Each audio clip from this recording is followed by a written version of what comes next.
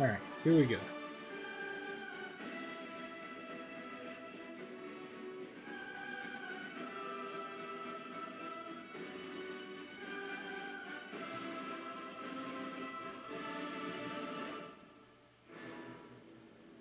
Let's see here.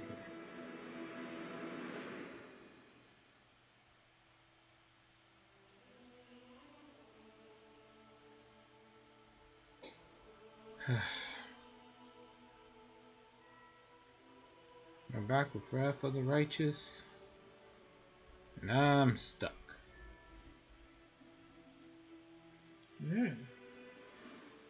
Are you stuck? I'm trying to figure out what to do. Like, I want to go deal with Daren's quest, but that requires me to take over, I think, 1 or 2 forts, and I am not strong enough to deal with that. So you're working on it? Well, for now, I'm doing the decrees and such events in the commander seat. So, missing in action. A group of crusaders has gone missing on its way back from a dangerous mission. The commander's staff is determined to save them and has offered a number of possible solutions. Form a search party, organize a large-scale rescue operation, hire diviners, and then the other one I can't choose. I didn't have the Path of Legends, so I can't use that. And last is train new trackers.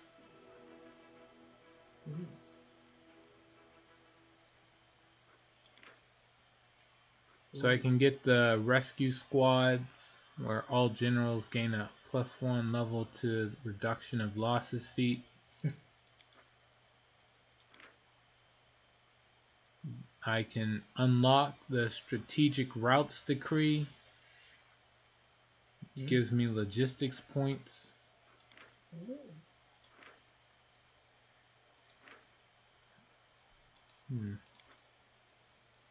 Hiring diviners gives the diviners decree, which just increases the energy income by 3.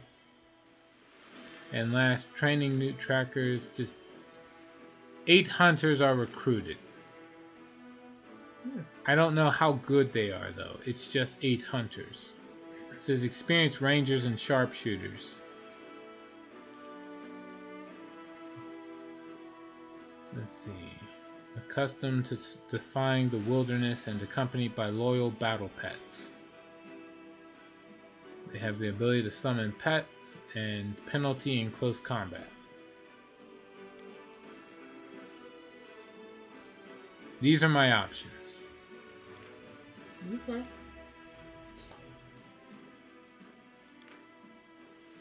What's my logistics at? It's at rank number 5 out of I don't know how many. I think 10 would be the max rank, same as it was in Pathfinder Kingmaker. How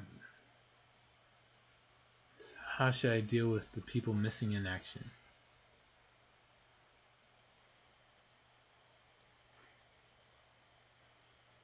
Well, I guess form a rescue party. The officers will assemble a group of trackers to search for the missing troops.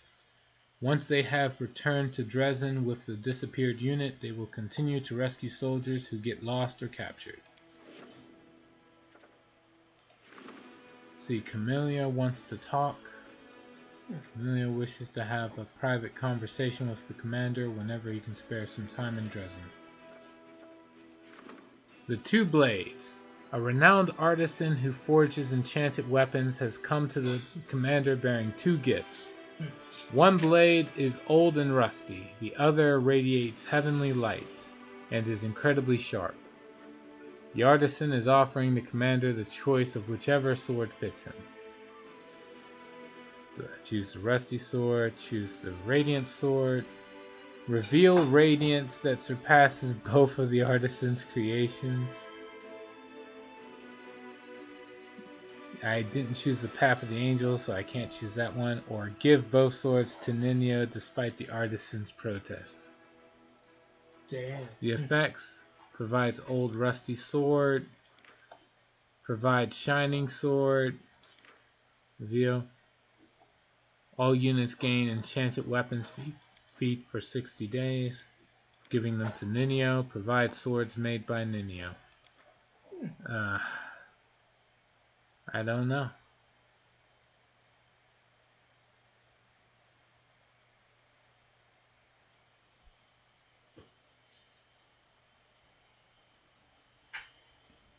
Screw it. I don't really care. I'll choose the rusty sword. The sword gleamed in the commander's hands, and the artisan admitted mournfully that the old thing had been blessed by the gods to oppose evil. His whole life, the artisan had dreamed of forging a worthier sword, but he never came any closer to perfection. After handing the old blade over to the commander, he left in tears. Stage play. The next door theater troupe proudly reports that work on the new play is complete. Now they are only awaiting the commander's arrival before they hold the premiere. And the Possessed.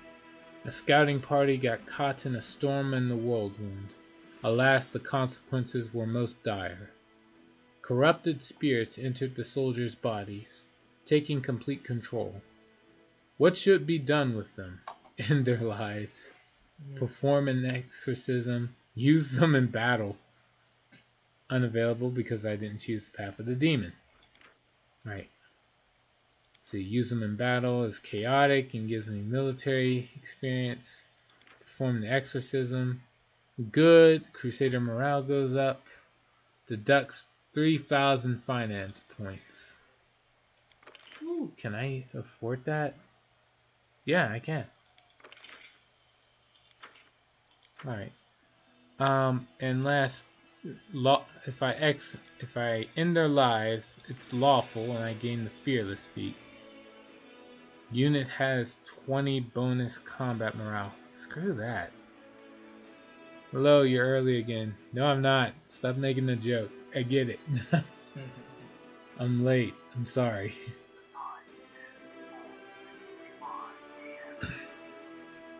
Well, for Saturday. Man, my job's been riding me for a while now. I'm not used to being kept over for so repeatedly. But we're short-staffed. Unfortunately, this means I will be showing up. My schedule is more erratic than I want it to be, basically. At least as far as streaming goes. Alright, we're going to go for the exorcism. No one left behind.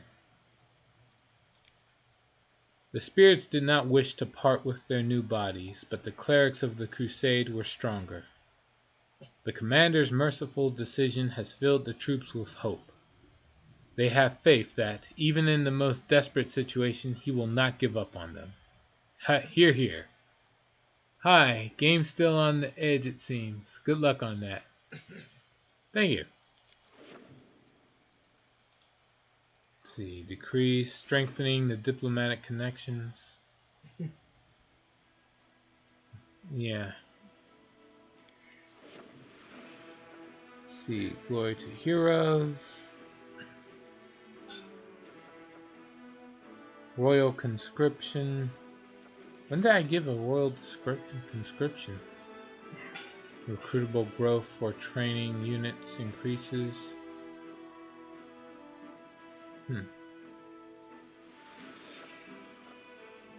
Defenders of Freedom. Zephyrs experiments.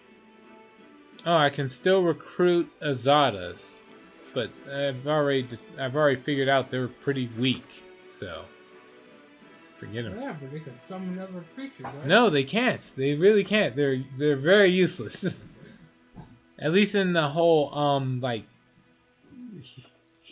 and Magic knockoff game part of the game. Let's see.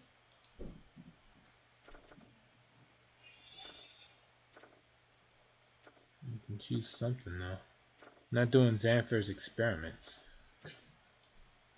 Glory to the heroes. 5 days increases crusade morale. Alright, that's it.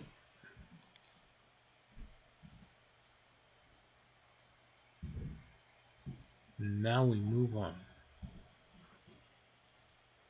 Like I said before, the goal is to get to the trap for the other, but I have to get through this demon army, and none of my units are strong enough. So you gonna start beating up on those other ones? Yeah, I can try. Yeah, build your army up. That means you gotta fight all those other armies. He's hoping it works. Go here. No. Guess I have to wait. Say. For what? Well, before I don't have to do any of that. For now.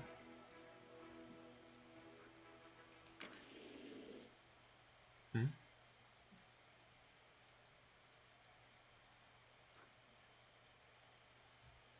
I should just be able to teleport back to Dresden. So why can't I?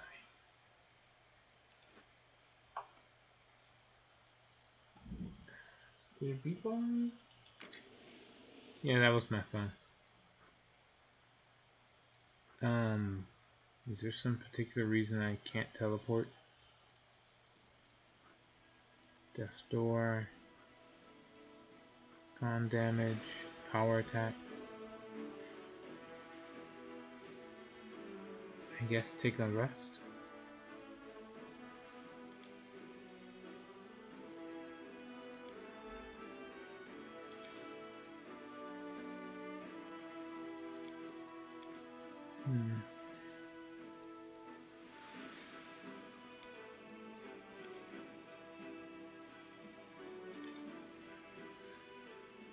Okay. Begin resting. The world wound is an abomination, but still, it is giving birth to new things: plants, creatures, natural phenomena, life, unfettered, strange, incomprehensible to us, but utterly unique life alien to both Galarian and the Abyss. I find the notion fascinating. It's a bug. Alt B and back without report to fix it for me. Probably better ways I didn't find. No, Alt B. All right. Bug report. Hovering the cursor over unit, item, or spell. Right. Please assign an aspect. Okay. I'm can edit the screenshot of the bug window. This allows you to area. Okay. So let's see. Area the world wound. UI.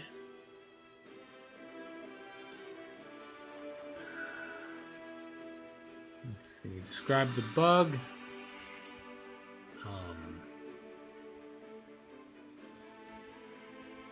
Command bar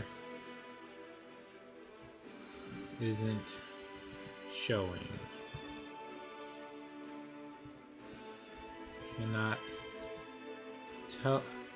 Cannot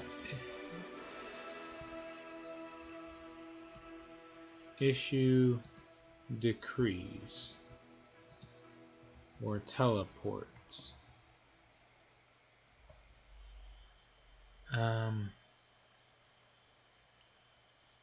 This isn't. I'm not sure. How do I know the difference between normal and critical? I guess the game still runs, so I guess it's just normal. There's no keyboard input.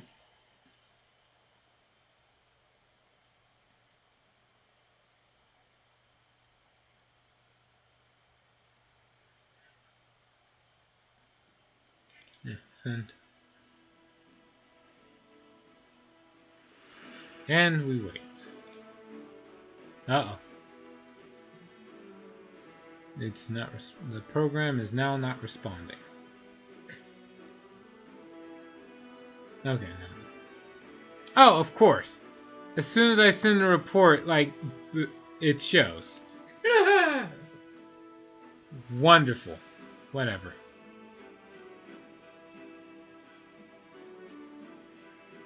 Wait for it to load. Subjective. I consider it critical when I can't progress. Alright, well, let's go to the Citadel and see what everyone has to say.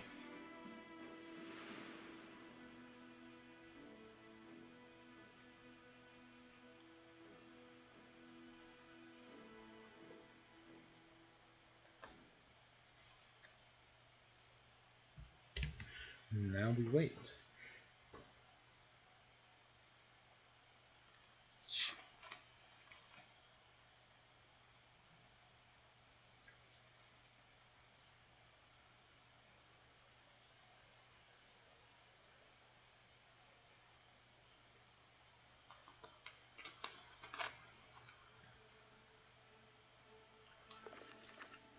Alright, let's see. What happens? Gesmerha. Gesmerha looks the same as before, but far more wary. After you interfered, blind Gesmera, the Wood Shaper, became the new chief of the Winter Sun clan. Okay.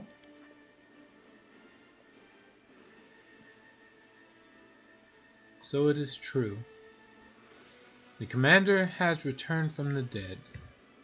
We've heard all manner of rumors, but we did not know what to believe. So I came here myself to be sure it's true and not yet another trick of the demons. Evil requires swarmific path. Oh, eater! Oh, wow. Oh, wow. Damn, it's a lot. I say, eat you. Alright, what's the news from Winter Sun?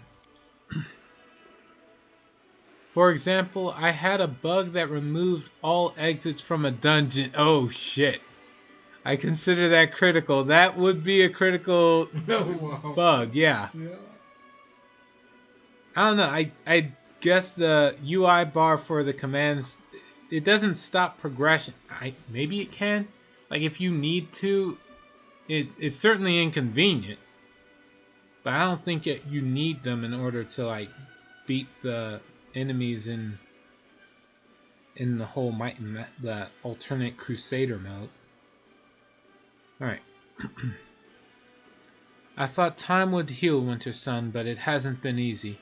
People gradually returned to their lives, but the mere sight of their homeland brought back memories of the atrocities. Which is why when the demons returned, we didn't fight the way we should have. You forced Jerebeth to destroy the malicious magic she had used to confuse the minds and souls of the people of Winter Sun. Right. What will you do now? We will leave in search of a better life. The place we called home all these centuries no longer accepts us.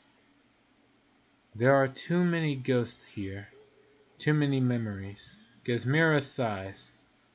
I do not know where we'll go, but I will pray to the spirits that the new place will accept us. Okay? Farewell, Gesmira. Farewell, Commander. May the spirits watch over you. I hope our paths will cross again someday. Alright. And who's she's brave, because she does it blindly. Tina, Scenery Master. Commander, good day to you and all that. I'm Tina from the next door theater, remember me? So here's the score. We've finished rehearsing and are ready to stage the world premiere of our play about your exploits. Grandma sent me to invite you. We're ready to get started, so will you come? Great, let's leave now. It's the worst that could happen. Oh, you gotta say it's just a damn play. Sure it is. Is that supposed to be real? Is that supposed to be a news?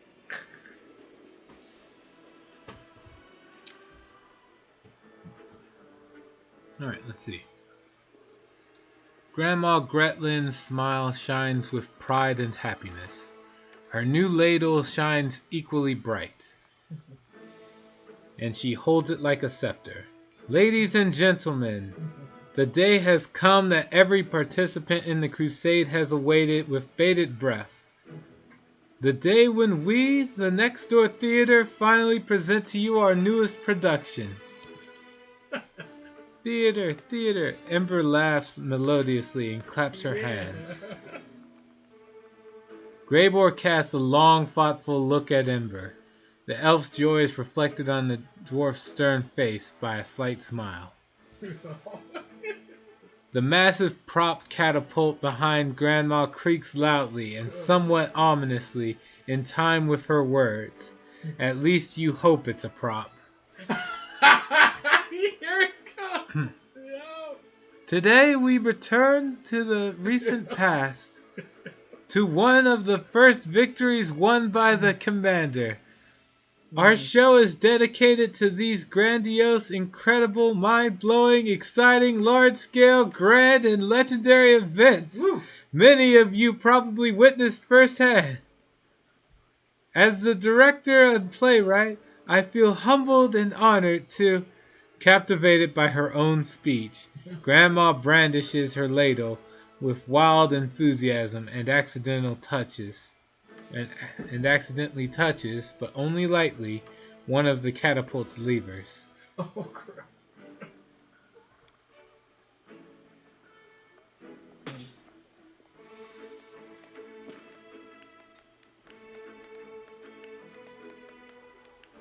You hear a theatrically loud whisper from the ranks of the actors. Does anyone remember what we used to load that catapult? I have a better question. What did the projectile hit? I'm firing my laser. Nah, I'm sure this is gonna be fine. I see something that resembles a plume of smoke. In the place similar to the one where we left the crates our props are in. I put my cherry pie in the catapult bucket. I have a secret snack during the performance.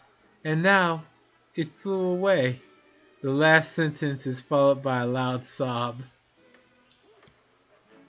Stop panicking. The show must go on even if we are left without our costumes and props. Oh, wow. If something does not go according to plan, improvise. Having whispered these instructions quite loudly to her crew, Grandma Gretchen gives a beaming smile to the audience. Nothing more than a few fireworks to celebrate our premiere, and now we shall begin.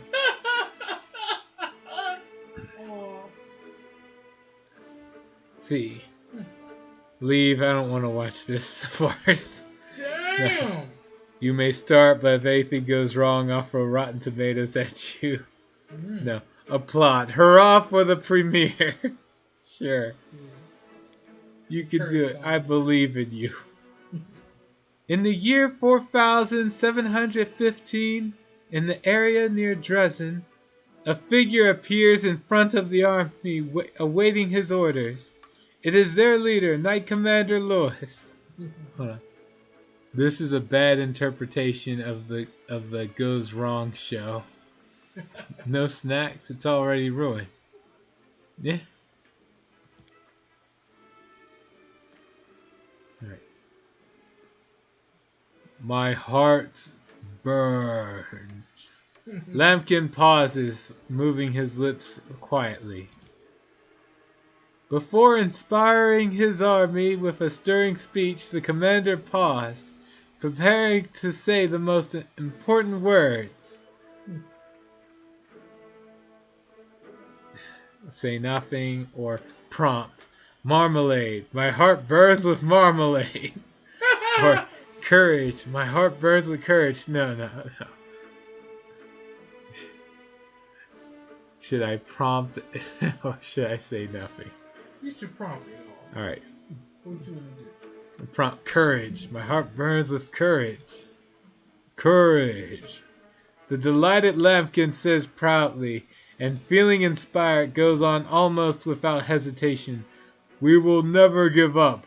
Onward, my warriors. Yeah! He pauses each one. Wow. The commander's speech was certainly inspiring, but he understood it wasn't enough to face in the face of the upcoming dangers. He needed to describe the goal to the army and give real hope to the soldiers. And so the captain exclaimed. Grandma froze the encouraging glance at Lampkin, and Lampkin froze a pleading glance at you. Okay. Like an arrow, we will fly to our goal. Wash your hands before you eat. All right. Rory the warrior and Roger the warrior were reared wrongly in a rural brewery. Damn!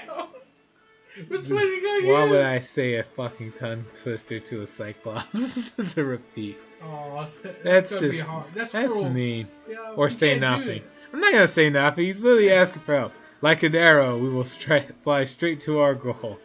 Even though I procrastinated and went through the entirety of Dresden to go and find the Ruchelet and everything else.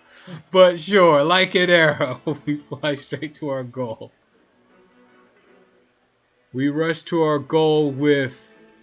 Lemkin pauses to prepare the last few words, the way others prepare for a race or a fight. Light seed! What is this joke? Parody? Yeah. Alright. Light seed is an ancient Aslanti battle cry and a spell for good luck. Yeah. Grandma Gretlin remarks without batting an eye.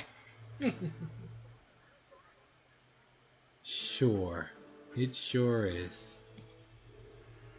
Then, with his army properly inspired, the commander explained the details of his grand strategic plan.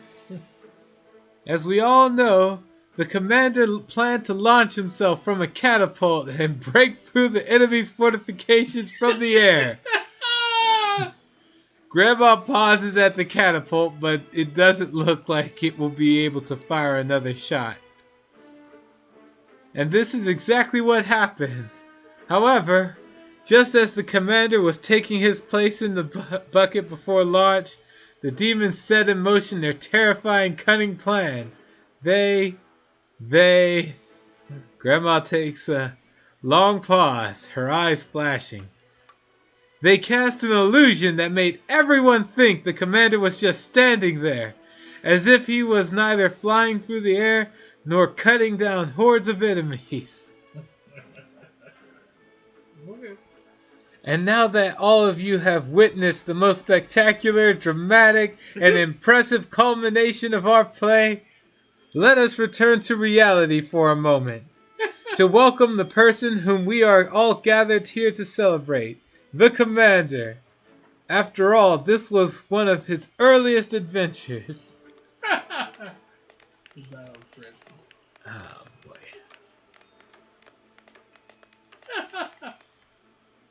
Aww. So what do you say, Commander? Did you like our show? I have never seen a worse farce in my life. Yeah. Aww.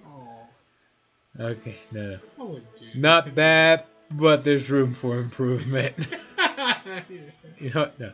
I had so much fun. Sure, why not? Encouraged him. Of course, sure. A mysterious smile appears on Grandma Gretlin's face. Believe it or not, Commander. Oh. Believe it or not, everybody. Hold on. Hello? Alright, on my way.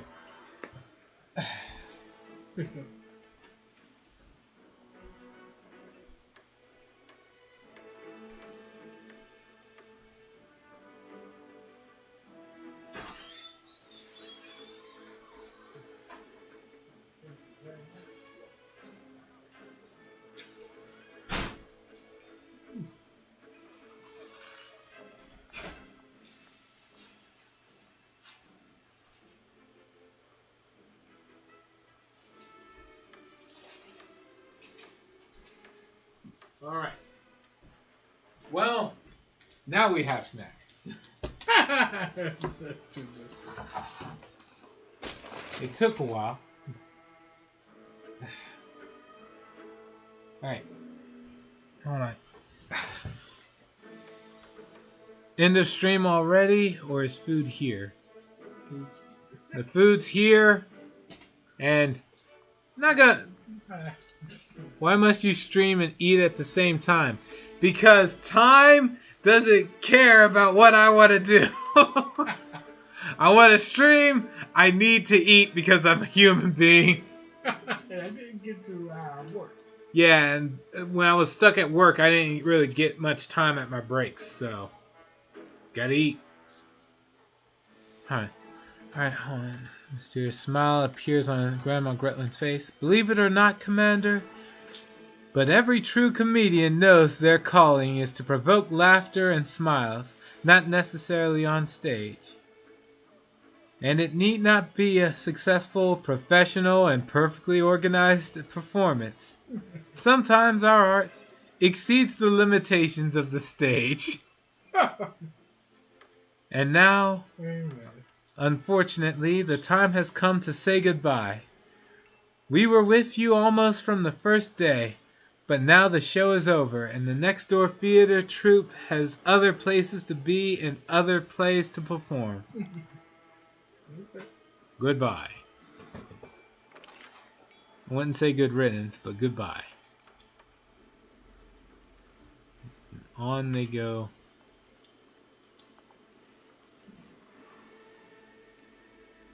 Alright. You're not supposed to try and eat an entire roast chicken during your break. No wonder you can't eat.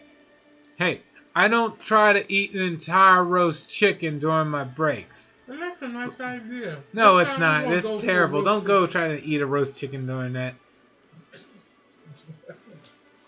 You can flip roast chicken. That's beside the point. A whole roast chicken. That's beside the point. And besides, while I could quote-unquote afford a roast chicken, I need to save up that money for something else. Otherwise, splurging too much and you wind up with no money at all. So, still gotta ration it. Just because you can buy like a crap ton of stuff doesn't mean you should.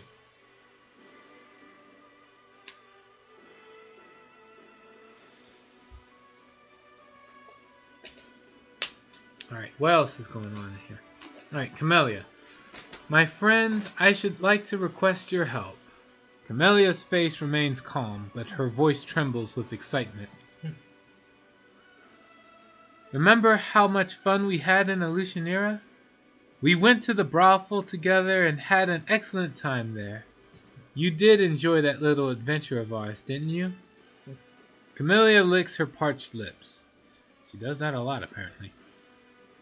I wish to invite you to go on another adventure with me. You wouldn't be opposed to escorting me to Canabras, to my father's old mansion, the place where I spent my childhood. She lowers her voice to a conspiratorial whisper. I am certain that is the place where I shall finally be able to contact Mariah. Why to Canabras specifically? Because it is what I want, understand? My desire alone must be enough for you. Camellia stops. A shadow of fear crosses her face, but she immediately hides it behind a modest smile. It seems I lost control over myself. I apologize. Over the past few days, I have expended great effort trying to summon Mariah and make her talk. The exertion, it has taken its toll on me. Fun at the brothel. How could you not have fun there? Well, I can find plenty of ways how I didn't have fun there. And I didn't have fun there. Although the equipment they sell over there is like top-notch gear. Like, goddamn. I hate to buy it all. Like, the equipment is incredible. Patriots Center. Go long go. Yeah, moving on. The Gorm Mansion in Canabras, where I grew up, is a special place. It wasn't extraordinary before, but it has become so for me. It is there that I learned to communicate with spirits and embarked on the path of the shaman. It is where I took Mariah prisoner and bound her to my amulet. I am positive that it is where I shall finally manage to muster all my strength and break the wall Mariah has built against me. What are we going to do there? Camellia shrugs graciously. We shall try to find a comfortable place for meditation, and I shall summon Mariah's spirit. I don't know yet how exactly this can be done, but I believe I shall be able to figure it out once we are there. Let's see, I'm tired of your constant requests and what they lead to. I won't be going anywhere with you. No. Alright, we'll go to Canabras as soon as I have time to spare. Camellia's black eyes shimmer like two lakes on a moonlit night. I thank you, my friend. I shall await your earliest convenience. The final drop. That's ominous. Alright. Divine speed. What the hell? What is the source of divine speed? Divine rituals allow you to move faster on the global map.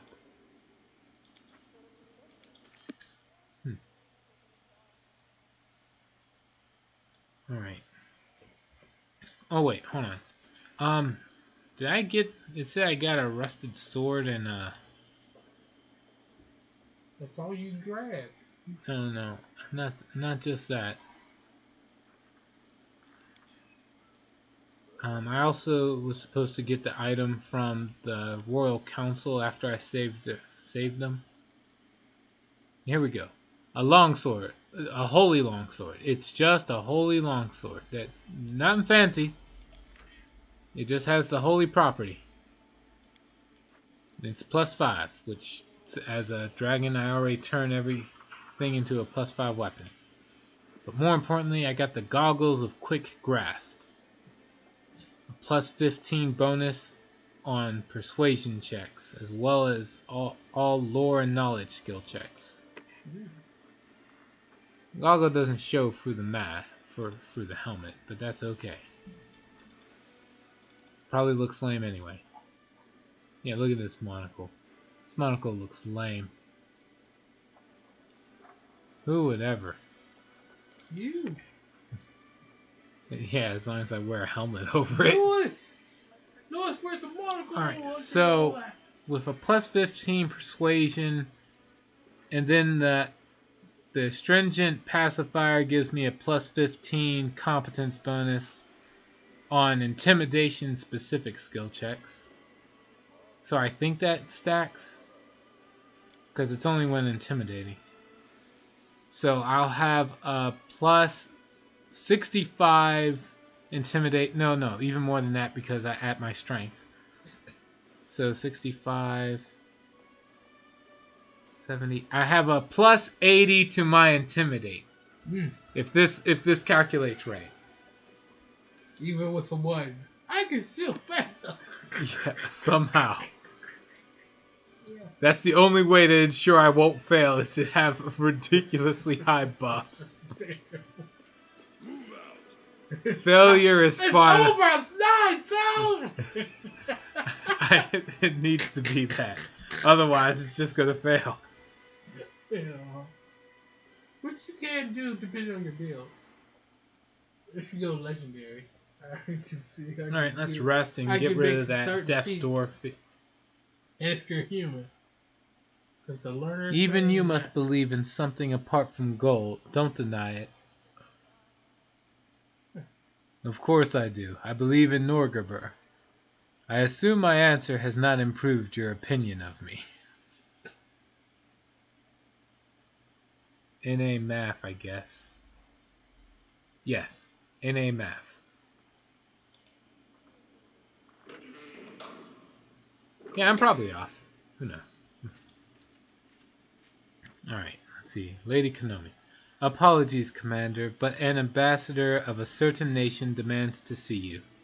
A nation that we considered to be our ally, at least until they came up with the outrageous proposition we're about to discuss. The respectable-looking halfling with luxurious sideburns clears his throat, then addresses you in the low voice of an opera singer. I cannot do that. Salutations, Salutations, Commander. My name is Bonvar, and I represent the People's Council of Andorn. Oh, fuck these people. My country has always considered itself a trusted ally of Mendev. After witnessing the turmoil in Mendevian lands, we believe we have no right to stand by and do nothing.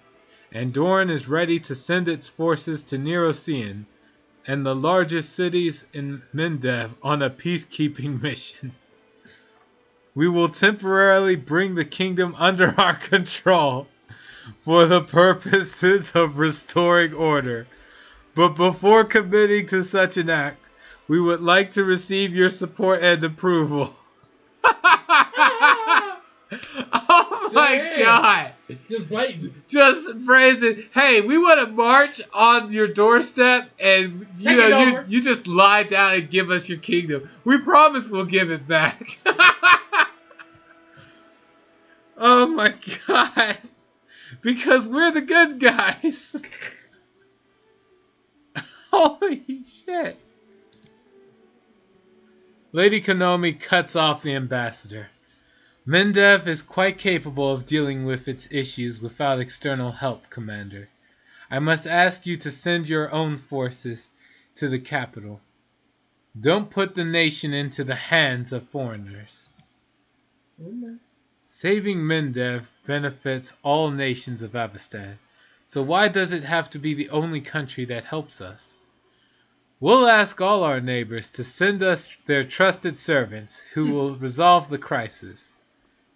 And keep an eye on each other, preventing any temptation to exploit our lands and resources. Socio gives the ambassador a soft but knowing smile. You're not the king. Why would they need permission from you? Because I have the armies. I command the military force. You're the general, and if the queen was disposed, on top of that, the queen is currently missing in action. Yeah, you would automatically. So I'm the only one who can have say over military actions and give these kinds of permissions. On top of that, I'm the only one that's ever gotten shit done in over 100 years. And then when you died, then Darren would have to go up. And he doesn't want that. So all right. So moving on. So Socio wants me to take their idea. All right, Darren. I am not particularly enamored of the idea of calling in outsiders to instill order in our country. Before I know it, I'll no longer be a count, and some disagreeable foreigner will be living in my estate. Mm-hmm. I imagine other nobles will relate to these concerns, so why don't we ask them for help? And Woljif. Sounds good to me. Andorran's a free country. No aristocrats, no slaves, equality. I wouldn't have believed anyone else, but these guys are solid. You're an idiot. He's not noble. I would like to hear from the ambassador. Bonvar nods seriously. I am prepared to answer any questions you may have. Describe our plan, prove the necessity of this step, and assure you that our intentions are pure. Bullshit. Does he have a... He doesn't have a ray of... He needs a ray of light to shine down on him from right here, though. But he doesn't have that. I know he wouldn't. I think I see some devil ears, some devil horns. Little pitchfork. Coming out. All right. What made you think Mendev needed your help? Before recommending this course of action to the People's Council, I personally went to assess the situation in all regions of Mendev. It was a rather dreary trip. The recent revolt in the capital is merely a consequence of the crisis, not its source. I am aware of at least 3 other uprisings that could break out in the coming weeks. The tax collection has dropped, and there are areas where taxes aren't being collected at all. The city guard has been bled dry by mass desertion, and crime levels have increased 4-fold.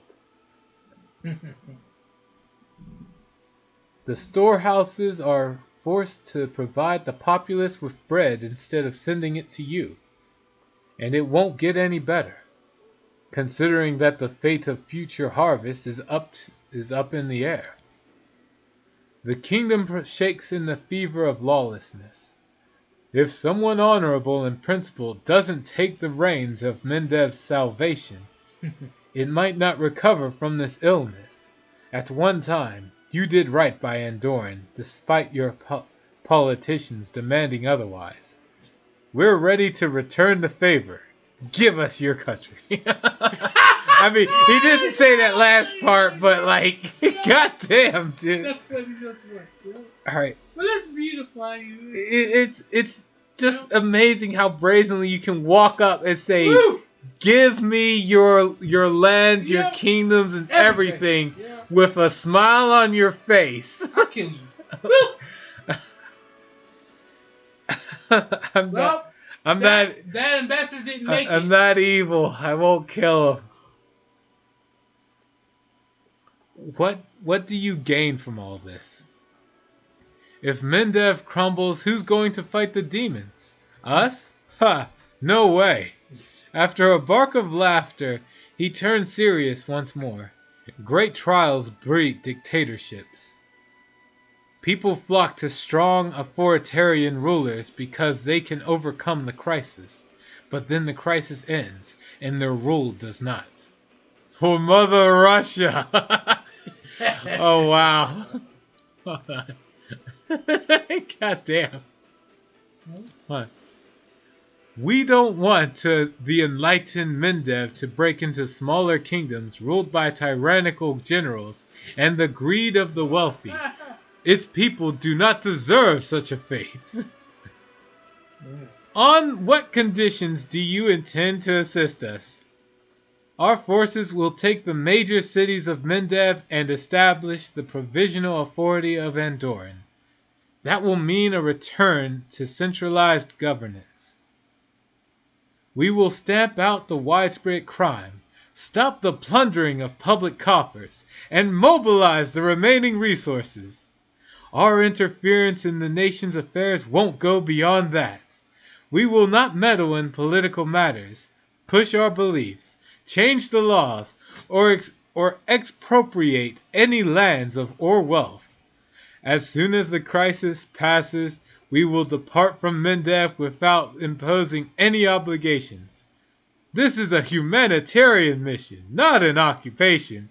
Pinky promise. We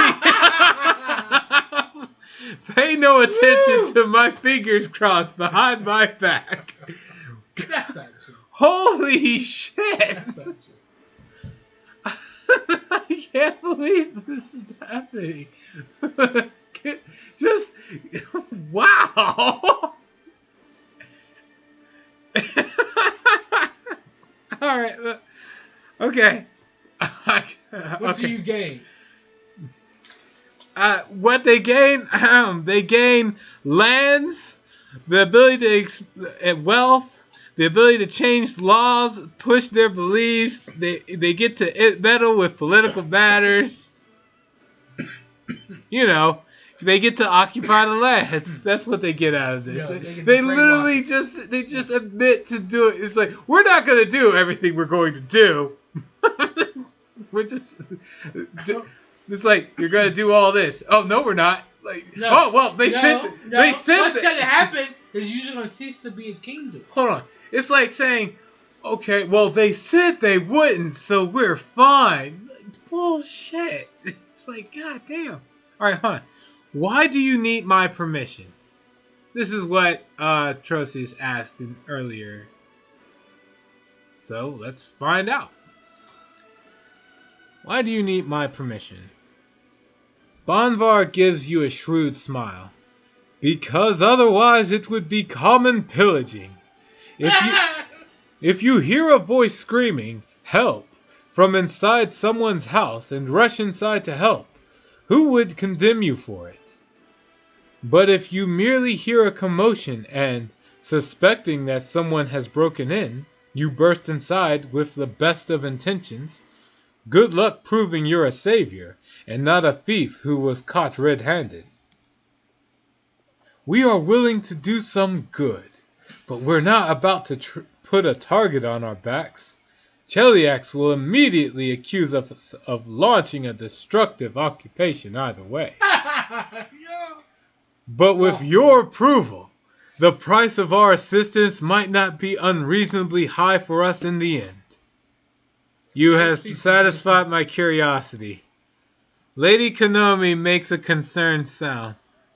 I hope you understand that all these courteous speeches are just a velvet glove wrapped around an iron fist. Nonsense. He sounds so genuine. Alright, hold on. Let's see. Let's see what the council has to say. I hope all its members are aware that the fate of Mendev is at stake. Socio, elaborate on your idea. Socio gives the ambassador a piercing look. We invite one country to help, and it will try to subjugate Mendev. We invite all of them, and everyone will be watching the others jealously, stopping them from taking what they shouldn't. Avestan wants stability, and if Mendev falls under the influence of any external power, that stability will be disrupted. No ruler will refuse to send their best representatives. Otherwise, they'll lose control of the situation. Together, those people will bring Mendev back into shape. And after that, who knows? They might even give some advice to our generals. But most importantly, they won't allow each other to profit off our misfortune. And Daron chimes in. Or, and this is much more plausible, they will ransack Mendev piece by piece 10 times faster. It's fascinating how swiftly sovereigns can forget their differences when presented with an opportunity to rob someone else. That's what's going down. That's... Because he's seen it happen before. Wow, okay. When he traveled. Because he traveled before. And you've seen that happen. David's great. This is why... Even before my own king. Okay, Daron, will the nobles be able to solve the nation's predicament without outside help? For all the things people say about my social class, we have one particular quality, and any aristocracy has strong ties to its country. Family estates are our roots, and they run deep in the ground. Bloodlines are the shoots that grow from local history. So yes, the nobility can solve this predicament, for they possess not experience as rulers, but the will to rule. If you wish to bolster their fervor, and win some loyalty, give them new lands here, on the territories reclaimed from demons. Then their ties to you will be almost as strong as they are to Mendev. And Solsil chimes in. So the main incentive for the nobility to save Mendev will still be pride and the thought of keeping their lands. I'm not sure if that is a solid enough footing. I mean, Damon's counter-argument to your plan was way better than yours, so... But that would give other people freedom to actually say and oppress on each other. And that's only if they don't combine on you. It just depends on your strength of Mendev to compare to everybody else. Alright. Lady Konomi, what are you expecting from me? I'm not denying the fact that Mendev is in... The Mendev? I think it means that Mendev. Yeah. I'm not denying the fact that Mendev is in the middle of a severe crisis. However, we must solve this problem on our own, without involving foreign powers. Neurosian did all it could to help Dresden, and now it's time to reciprocate. I ask that you give the order to all newly formed detachments standing ready to set out for Dresden, to march to Mendev's major cities instead. They will put things back in order by themselves and remind the people that the Crown's authority remains strong. I understand that you will have to hold out here without reinforcements until the disaster passes, but such is the cost of our nation's salvation and independence. I've heard enough. Then I hope you will defend Mendev in this hour of grave danger, as you've done many a time before. Let's see. Social's idea. All generals gain the excellent advisor's feat, but is it worth it? Plus 10 bonus to power. Socio summon foreign delegates to resolve the crisis and keep an eye on these uninvited helpers. See, Darren's new lands for the nobility. Recruitment growth for trainable units increases by 1% for each captured region. That could be good. Let's see. And Woljif has convinced me I approve Andorran's actions. Unlocks the Golden Legionnaire's mercenary unit. Elite infantry capable of protecting comrades from attacks. And then 4 recruited. Nah. And Lady Konomi's recruiting trainable units is prohibited for 2 weeks. Recruitment growth for trainable units reduces to 0 for 2 weeks. After 2 weeks, all trainable units gain the Best Sons of Mendev feat. Unit has a plus 20 bonus to combat morale. Oh, wow. Thanks. Just what I wanted. Let's see here. So, I'm not doing well. I'm not just giving them freedom. Let's see. Social plan is pretty bad too. Let's see. Darren just wants to increase the amount of lands the nobles have, but it will still be people of Mendev. Yeah. Plus, it will give people more incentive to come and actually participate in fighting the demons. I mean, if that's enough, I guess, because like the world wound's kind of a shithole. Like, it's just a bunch of wasteland and like a bunch of like crap. If they want it, I guess, but well, when the clerics actually clear it out, hollow the land, and purify it, then it won't be this bad. Yeah. It's only when those portals. All right, we're closing those portals. Well, even then, like in the aftermath, the nobles will have the land, and that means somebody will be there to actually govern it. Yeah. And if the nobles are still loyal to Queen Galfrey, then I guess it's fine.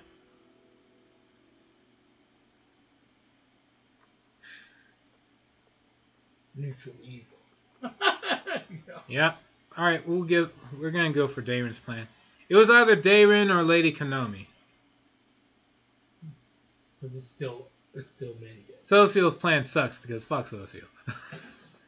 Wolj's plan sucks because it's literally just giving away your country, giving away an entire country because they said pretty please. God damn. Woo! It didn't pay you. Worth a damn. Can you give us a country? Thank you. Oh yeah, we're helping you. Do as we say. Afterwards. All right. Darren put out the call among the nobles of Mendev and promised them a generous reward. If there's one thing Mendevian nobility has in abundance, it's pride. They will be outraged by the mere thought that some foreigners might take control of their lands. And if there are new estates on the conquered territories involved, why, they will be twice as vigorous in their efforts to save their homeland. I know that's right. Lady Konomi bows her head and says quietly, "We will know soon whether or not this decision was prudent. Will Mendev survive this crisis, or is it doomed to fall? Once the outcome becomes apparent, I will report to you immediately." Alright. Well, that's it. Indeed. To Canobris and take that over. Put a barracks here. Put this. No. Oh yeah. I guess you're right. Because unlike Damon's thing, I can actually do Camilla's quest. All right, let's see. Who do I kick out?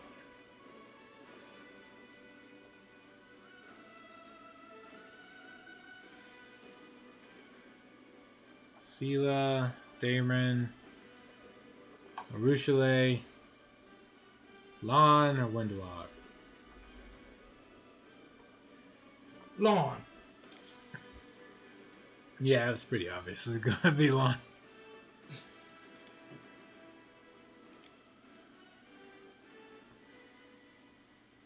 That is so dumb, though. Like, somebody just says, "Hey, I mean, I can give you a winning smile, and you're just gonna give me everything you owe." Yeah.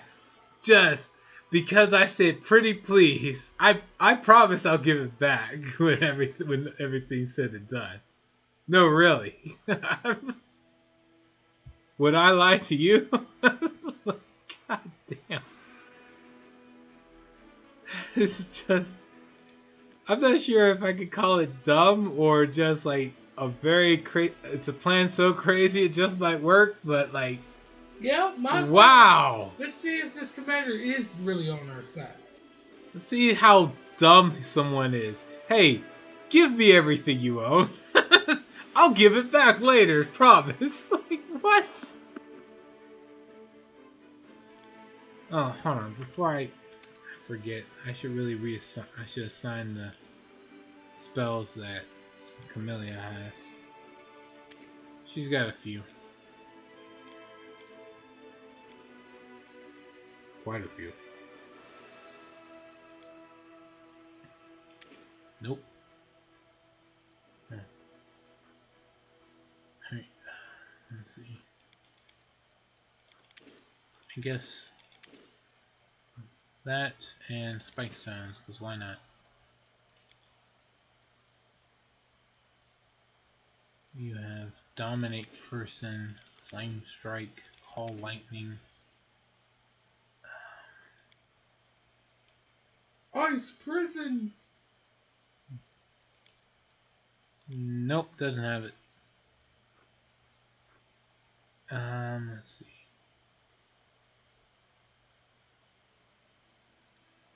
What's Animal Growth do? Oh. Let's see.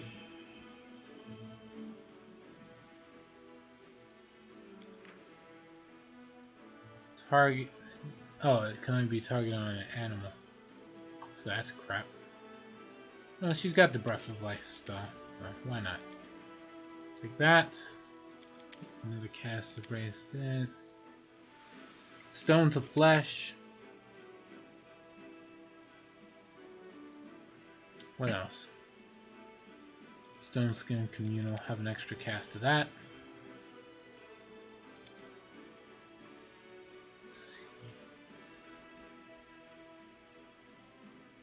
Creeping Doom. And Ice Body.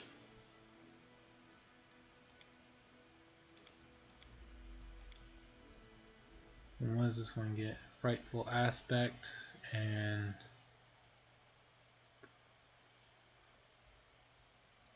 what's Circle of Clarity do? Let's see, create a magical emanation that interferes with all illusions within it. Giving creatures a +4 bonus. Same foes to recognize illusions. Negates concealment. Less than total concealment with the area. Perception checks to notice creatures or objects within the area. Gain a bonus. The spell is stationary if cast on a point or space. It is mobile if centered on a creature or object. Though creatures or attended objects can negate the spell with the proper saving throw. So, can I just put it on myself?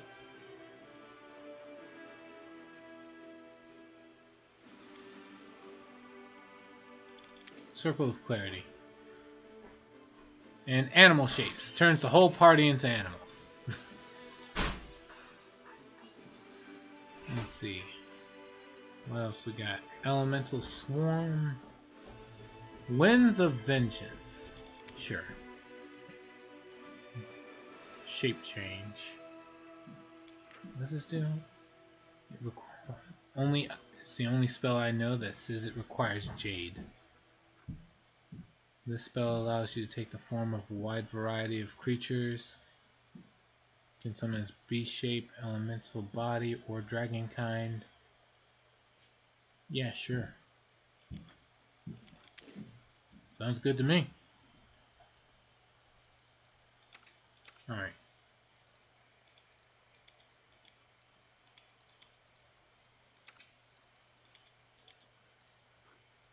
Alright. That's it. Before I forget anything else,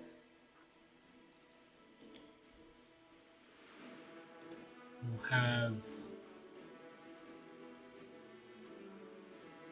Fenian return to becoming a weapon for me.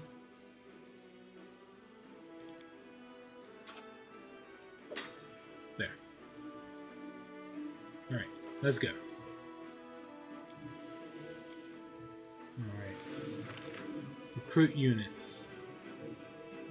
We got sorcerers.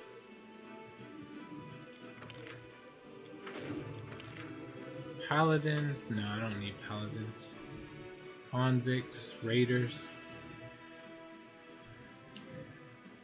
Champions.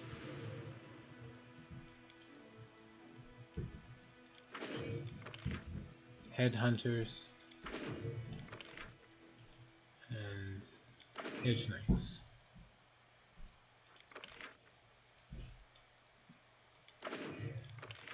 Oh, right. I guess I just don't have enough.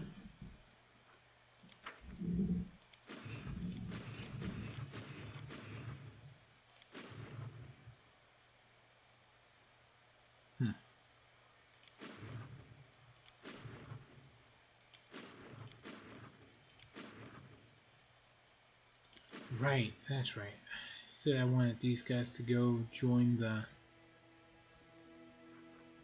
this army here.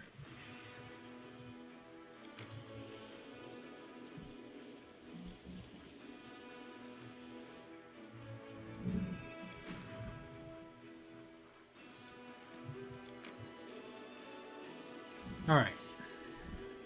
With that out the way, I'll be right back. The food's sitting here, and I'm pretty hungry. Be right back.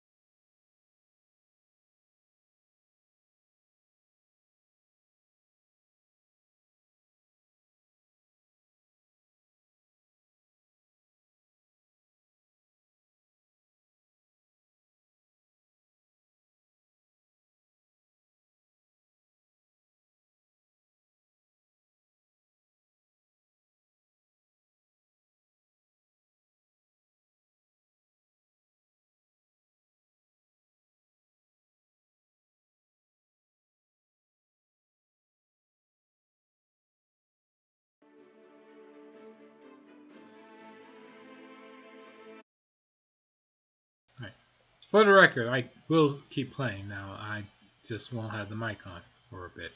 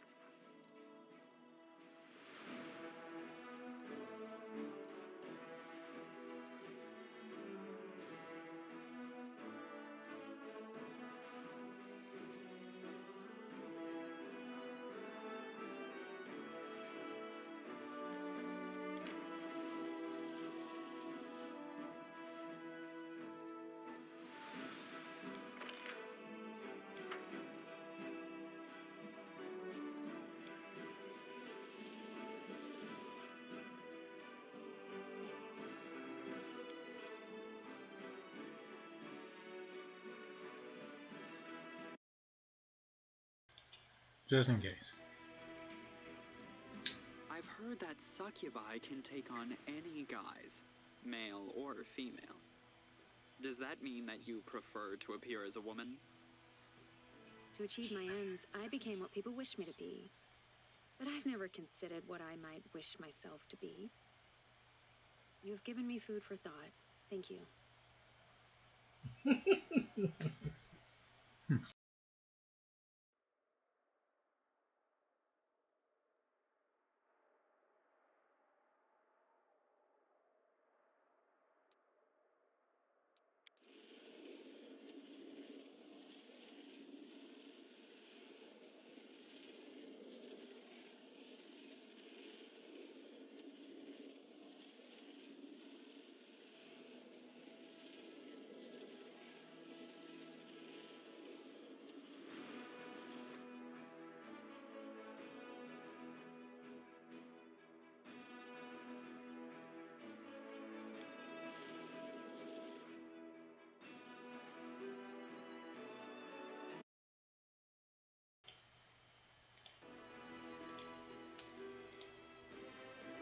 Stop staring at me all the time.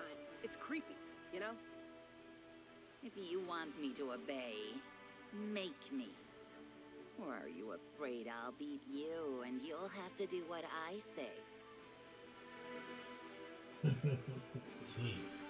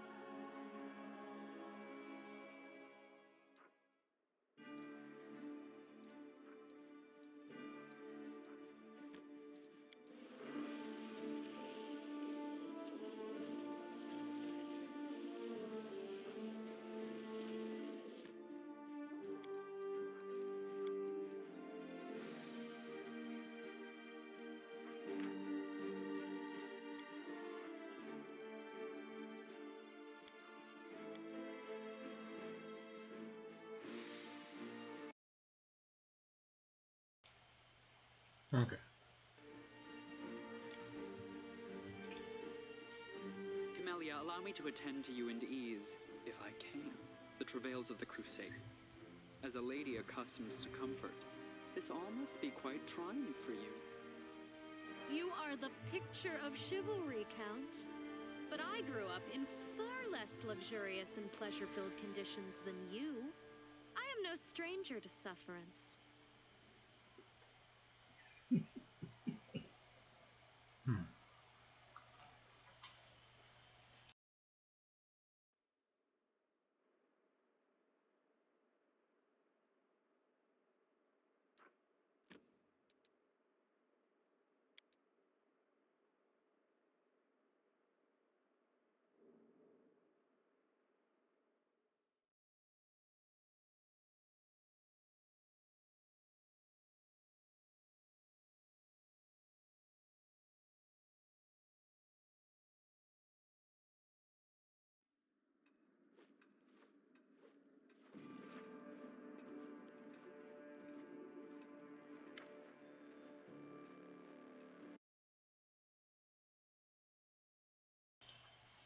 All right. And we'll be for the most part. All right. Let's see. Servant. Lady Camellia, welcome home. We have been expecting you. Camellia looks at the servant for a few moments, bemused. You have been expecting me? Indeed, my lady. Lord Gwyrm ordered that you be sent to him as soon as you arrived. The commander is permitted to follow you, but I must ask your other companions to wait here. Refreshments will be served. Poison. Camellia, what's going on here? How curious. Horgus is here and waiting for me, but how did he know? Forgive me for being unable to answer your question, my lady. But those were the precise instructions I received from Lord Gwyrm this morning. Camellia, do you know this man? I have never set eyes on him before. I took up my position here relatively recently. I was hired specifically to serve Lord Gwyrm at his mansion in Canabras. Why can't my companions come in too? Lord Gwyrm was most specific in his request. And I am afraid I cannot speak for his reasons. I can only assume that the conversation will be of a most delicate nature. Please, my friend, let's acquiesce to Horgus's request. I don't wish to make a scene before I fully understand what is going on here. I see you managed to fully repair the mansion after the demonic invasion. Indeed we have. Fortunately, the mansion was almost unharmed. Many items survived the attack, and Lord Gwyrm was able to find comparable replacements for those that didn't. Fine, so where should we look for Horgus? Lord Gwyrm must be somewhere upstairs. He bid me say that Lady Camellia will have no trouble finding him. Please do come in. Camellia strokes her chin pensively. I was not expecting this. I thought the mansion would be empty, picked to the bones by marauders, if it were standing at all. But seeing it fully restored and inhabited, Camellia narrows her eyes at you. Well, it would be extremely impolite to keep our host waiting, wouldn't it, my friend? Let's go and have a chat with Daddy Dearest. Okay. Loot. Oh, right. There's the 10 chain shirts I couldn't carry before.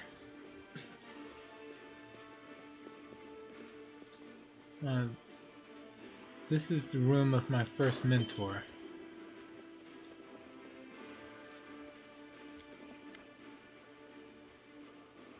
Take a look around if you want to. I'm sure you could find many of the curious tools and devices she used during our lessons. Camellia runs her fingers over bundled whips and floggers packed neatly in a drawer, touching each of them with care. I remember them all.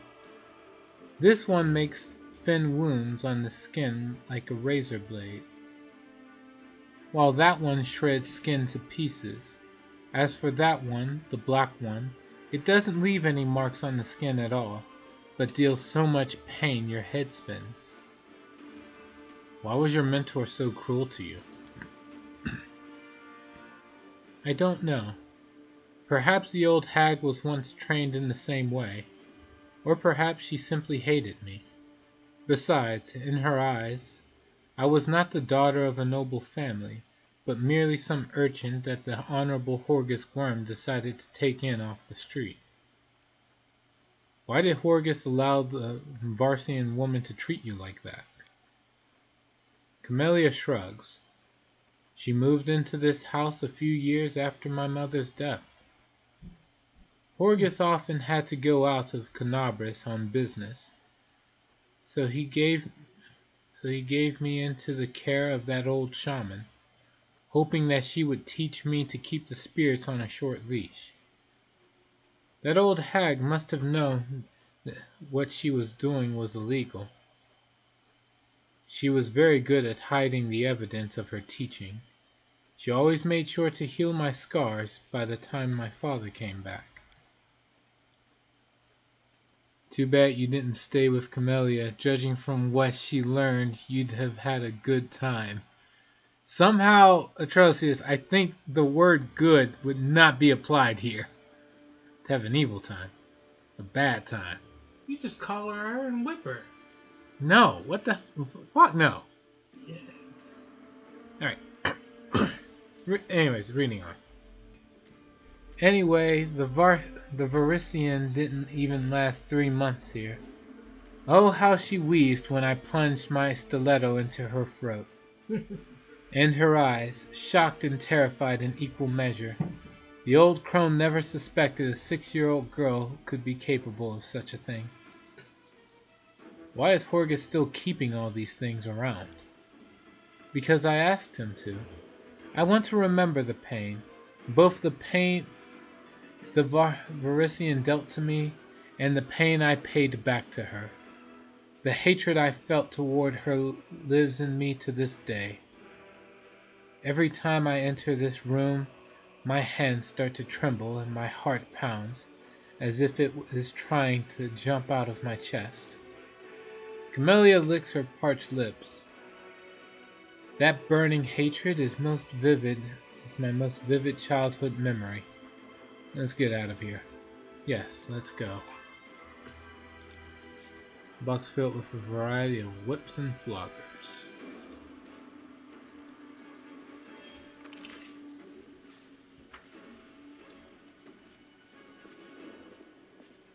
Anything in here? Just a servant. Welcome to the Worm Mansion. Okay.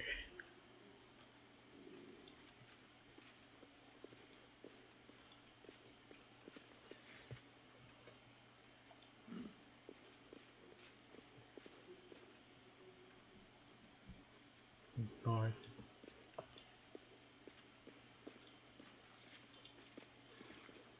Well, just like anybody else's container. Worm is expecting. Yeah, it looks that way. Move out. But still, damn. I'm seeing if there's any other procs. Right, the servants are all saying more or less the same. Camellia isn't saying anything extra. Sophisticated instruments of torture. The purpose of some of them can only be guessed at. A set of collars of various sizes. Chains, handcuffs, shackles, a collection of to rival of prisons. Jeez. I lead. You follow.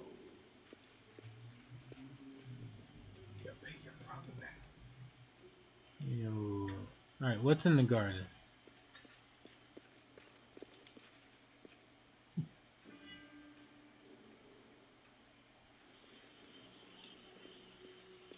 Anything fancy here?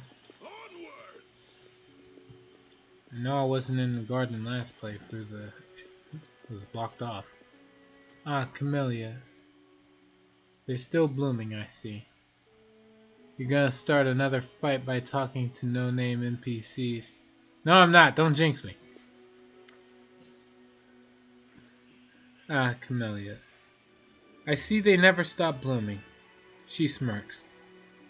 On my father's orders, the garden must have camellias in bloom all year long. Whatever the season, whatever the weather. Why does he even bother, do you think? Horgus just loves flowers. Horgus loves you. These are camellias after all. I don't know. Well, do number 2. Camellia scoffs and bursts out laughing. You certainly know how to lighten the mood, my friend. Horgus and love? These two words do not belong in the same sentence. This is the grave of my mother, Iris. She died when I was a child, so I scarcely remember her. I don't understand. Why would Horgus tend this grave all these years? And why would he plant camellias over it? My father has never shown any tendency toward sentimentality. Camellia turns away. I hate these flowers.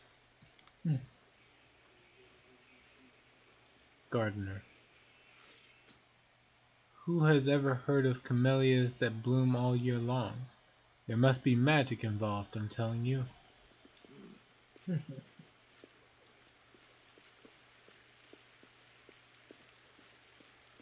Alright. I'll watch your back. Okay. Well, what do we got here? My pup's grave. I dug it myself. This is the grave of my pup. I dug it myself and buried the poor animal. Camellia chuckles and turns to you. Have I ever told you about him?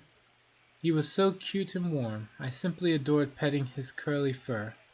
Until the moment when I suddenly realized that his little body was lying at my feet, and his head was in my hands. Did Mariah make you sacrifice your puppy? Camellia freezes for a moment. I suppose it must have been. Although I didn't even know of her existence back then, Mariah chose me long before we met each other. You know, I don't even remember the pup's name. There have been so many others since him. Dogs, cats, birds. Oh, God. It's one of those. Oh, God. Lady Camellia, your room is ready.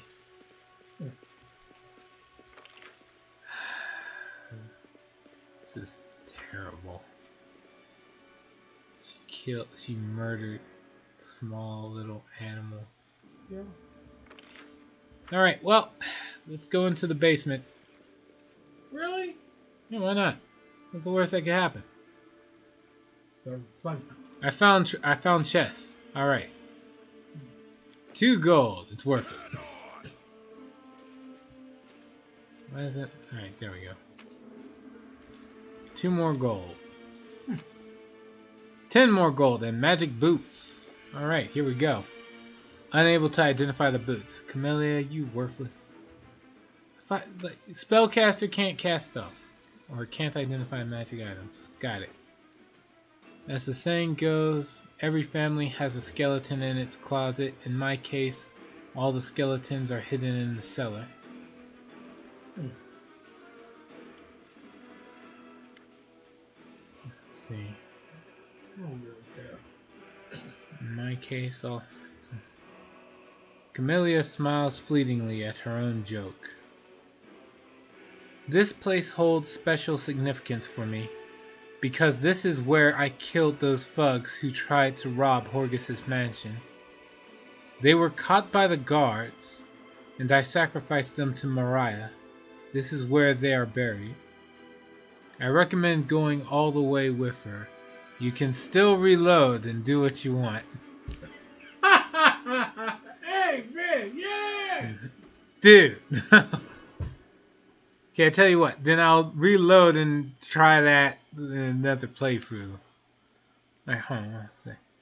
Still find it hard to believe that Horgus allowed you to kill people just like that. Or, yeah. I think he had no choice. He could not cure me of the spirit's influence, no matter how hard he tried. Nor could he hand me over to the authorities of Canabras, because then I should have certainly declared myself to be his illegitimate daughter, and revealed all his secrets to the world. That would have stained the glorious name of Horgus Gwern, that my papa values even more than his own life. I suppose he could have killed me and buried me right here in the cellar. She shrugs hesitantly. I have no idea why he didn't do it while I was a little girl, and he could overpower me.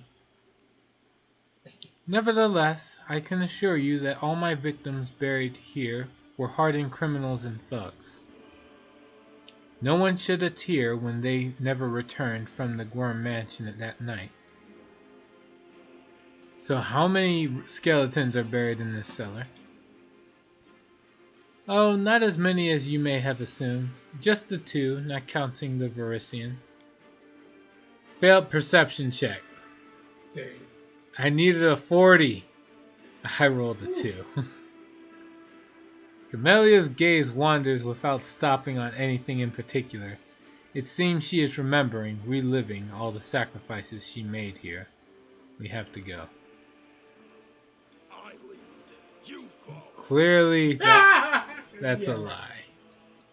Death Note.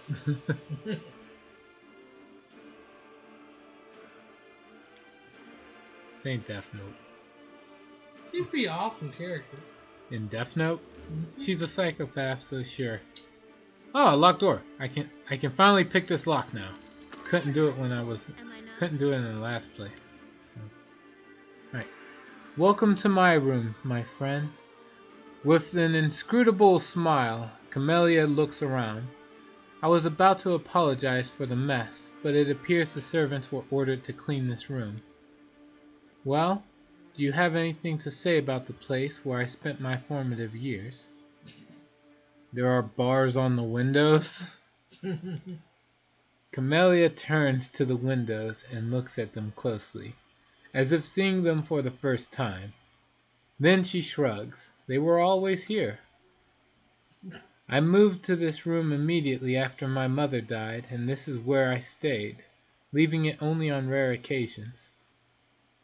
I suppose my darling papa was afraid that I would slip out without him knowing. Foolish man. If I had ever really wanted to escape, no bars on the windows could have held me. This room looks too big for a child. I never thought about it. This bed was mine from the very beginning, as well as the countless dresses in the closet, the bouquets of flowers on the windowsill, and the sumptuous meals the servants used to bring me for breakfast, lunch, dinner, and any time I wanted in between. I suppose the servants must have been whispering about me in dark corners, trying to understand why this strange girl was living here in the lap of luxury, although I never cared much about their gossip. Besides, Horgus changed servants as often as he changed his gloves, so none of the staff were ever here for very long. There are so many books in here. I've always loved reading. Books opened entire new worlds to me, and I could visit them all without ever leaving my chair. Yeah, I play Pathfinder too. Alright, let's see. That's a hefty looking lock on the door. Only Horgus himself and the mansion's head guard had a key to this lock. Even the servants had to call one of them to open the door so they could bring in my lunch. Sometimes I was allowed to leave the room, to take a stroll in the garden, or to attend a fencing class with a specially hired teacher. Sometimes Horgus even took me out into the city when there were festivities, or if a trade caravan had arrived from faraway lands. But every time he did it, he made me promise that I would keep within 10 paces of him at all times. A promise. Puh. As if that could ever stop me. Mm.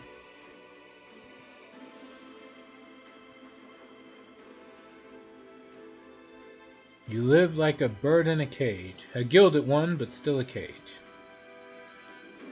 That's true, but this cage suited me perfectly. Freedom is always romanticized in books and songs. Artists love to glorify it, but most of them live in penury. And we have finally made it to that time, everybody. Yeah. I don't know what that... No, I don't know what that word means.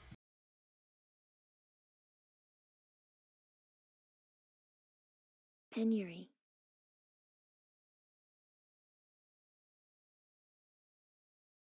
So, it just means extreme poverty. It's just not poverty, it's extreme poverty. Okay. Or destitution.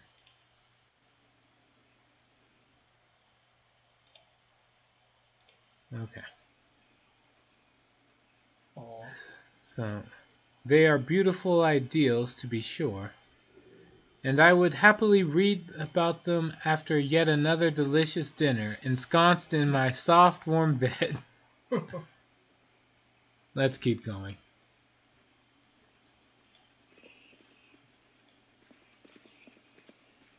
And what's in here? 4 gold and a tankard.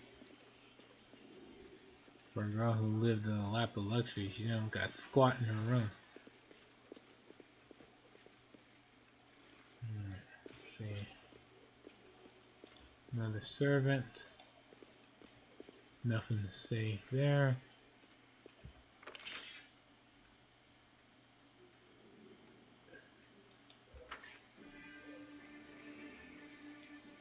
I'm pretty sure there's a secret entrance here, the way this bookshelf is situated. Plus it looks like there's something here that's just blacked out.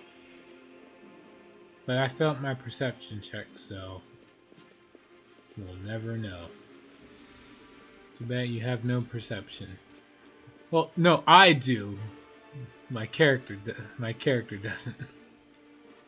Okay, Commander. Lou. Right. We are sure to find Horgus in his secret study. Camellia licks her parched lips. Before we enter, I should like to ask you one question, if you don't mind. You know our family's history better than anyone else in the world. Tell me, what do you think of Horgus as a father? Despite all his flaws, Horgus is a good father. He's not the best, but not the worst either. I'm sure he tried his best. I don't know if there is any father in the world worse than him. Yeah. Or whether or not he is a terrible father, you certainly are a terrible daughter. Says the guy who fought Camellia is a nice girl. Yup! And you're a dragon. You're supposed to have good perception. No. Who says that? That's a lie. Dragons have high charisma. They don't have high You're perception. A golden dragon, the legendary one. They have like true sight. The radiant heaven one. Different. They can still be lied to.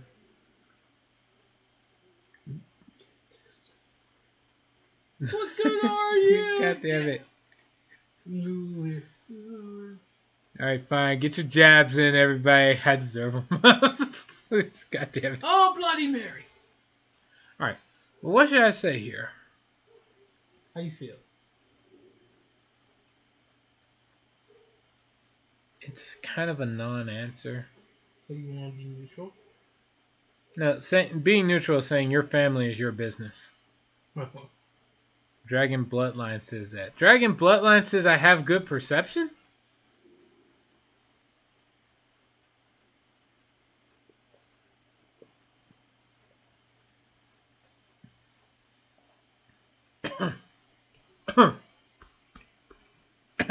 God damn it. Okay.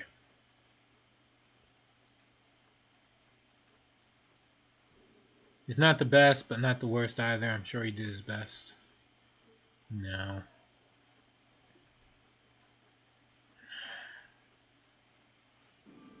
As a father, I don't know if there is any father. No, that's not true. He did everything he could to provide.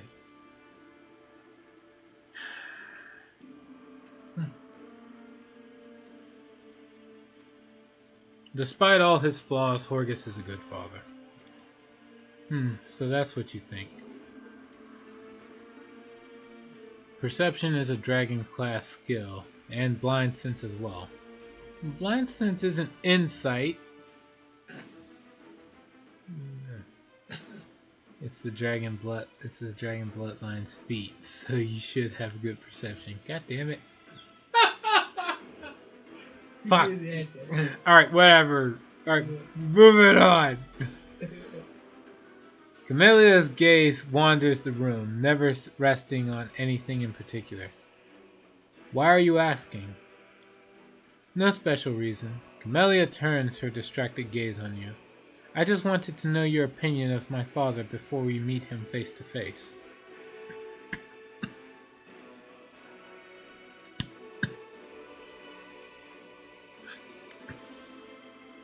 Well, hello, father.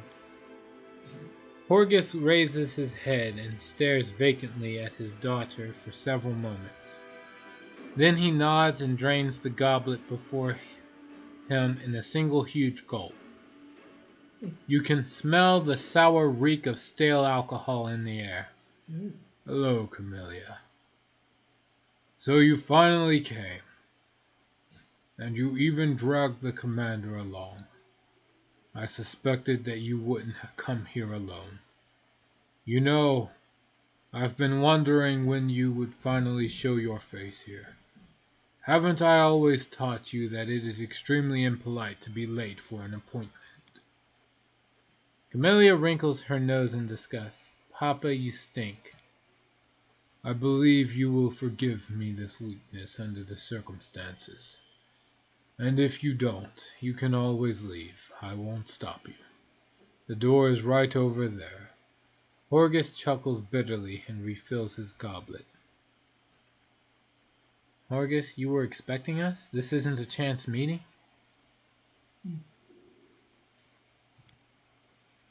It was not you I was expecting, although I thought you might put in an appearance.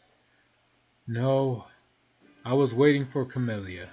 Some time ago I received a letter from my beloved daughter, in which she invited me to meet her here at my mansion in Canabras. I came as quickly as I could. I have been here for several days now, waiting for my dearest daughter to arrive. Horgus frowns at you, examining your face. Don't tell me you knew nothing about this meeting. Could it be that my sweet girl has you wrapped around her little finger? Yeah. That she tricked you into coming here to watch the spectacle unfold? The little minx. He gesticulates wildly, spilling half the contents of his goblet on the floor. What did you do after I left for the Abyss? I left Dresden as soon as the Queen took hold of the reins of government. Of course, I highly respect our dear Galfrey, but it was you I had followed into the crusade, not her. For whatever reason, I do not believe our Queen will succeed in her attempts to defeat the wound. So, I moved to Nerocean while my mansion in Canabras was under renovation. Horgus turns his eyes to Camellia and shrugs. But none of that matters anymore, does it? I came here to help Camellia talk to the spirits. I didn't expect to meet you here. Surprised, were you? As for me, I knew the moment I received her letter why she wanted to meet with me. She wants to talk to the spirits, does she?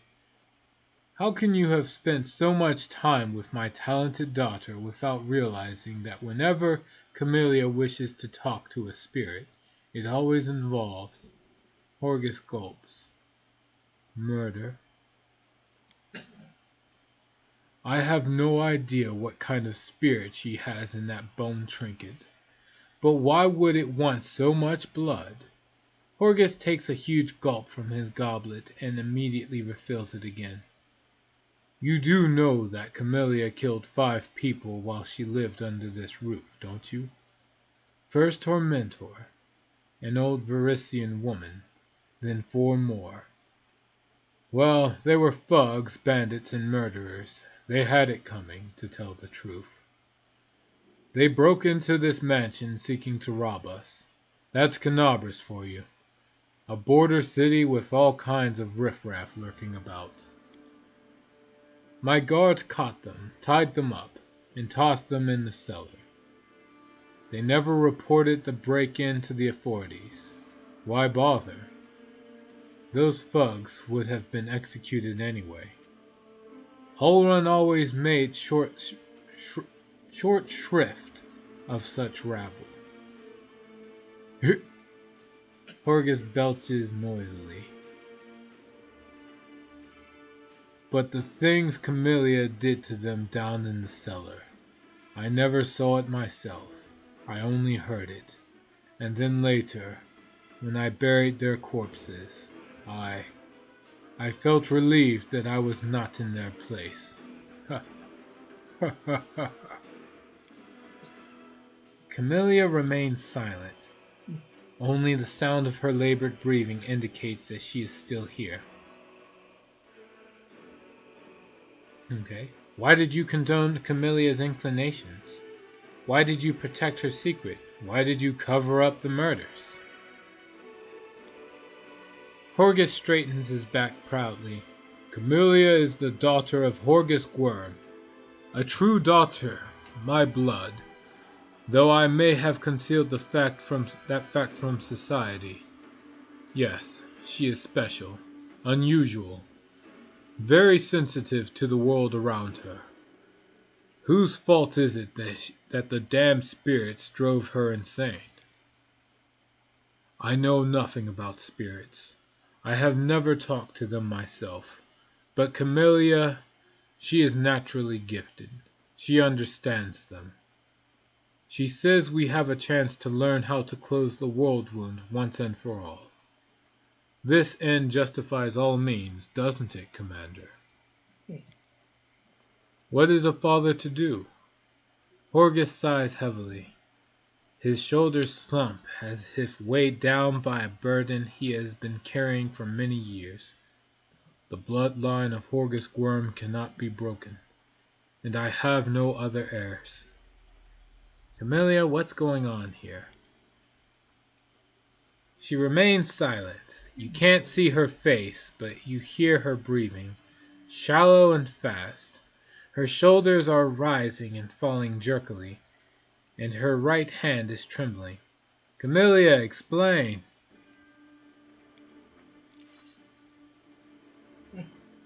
Camellia jolts slightly and turns to you.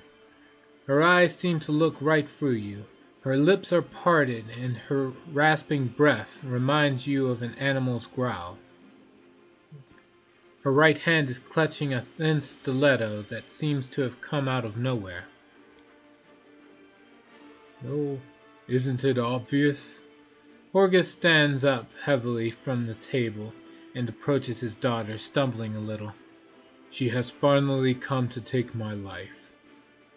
I've been waiting for this moment since the day it all began. I knew it would come, of course. I had hoped that Camellia would placate her spirit somehow, or perhaps that the commander would close the world wound and put an end to all these sacrifices, but it's too late for that now. I am ready to die. My whole life is a lie. It does not even feel like mine, but someone else's. I did everything I could to ensure the name of Horgus Worm would go down in history and his bloodline live on. I have had to lie and cover up crimes along the way. Well, the time has come to pay the piper, and if my death helps to uncover the secret of closing the world wound, well, it's not the worst way to go. Horgus gulps. But before you do what you came here to do, Camellia, let me reveal my final secret to you. Camellia's voice sounds alien and unfamiliar. It is hoarse and low, like gravel crunching underfoot. Talk. Your mother, Iris, genuinely loved you, Camellia. But after she saw how you killed that pup in the garden, she started to worry about you. It was she who insisted on the doctors and the psychics, and the exorcists. They all examined you, but nothing helped. You kept on killing animals, neighboring cats, stray dogs. You told us stories about the spirits who whispered in your ear. Iris didn't believe you really had a special ability to communicate with the spirits. She didn't think you were gifted, but I did. As if a daughter of Horgus Worm could be no more than a lunatic. Several years passed like that. Several very grueling years. For Iris more than myself. And then one night, Horgus swallows the lump in his throat. I entered your room and saw Iris leaning over your bed, with a pillow in her hands. I pushed her away from you. It was dark. Iris stumbled and hit her head on the corner of a cabinet. I buried her in the garden and planted a flower bed of camellias over her grave. I thank the gods that you remembered nothing of that horrible night. Now you know everything, Camellia. Your entire family, you're all murderers.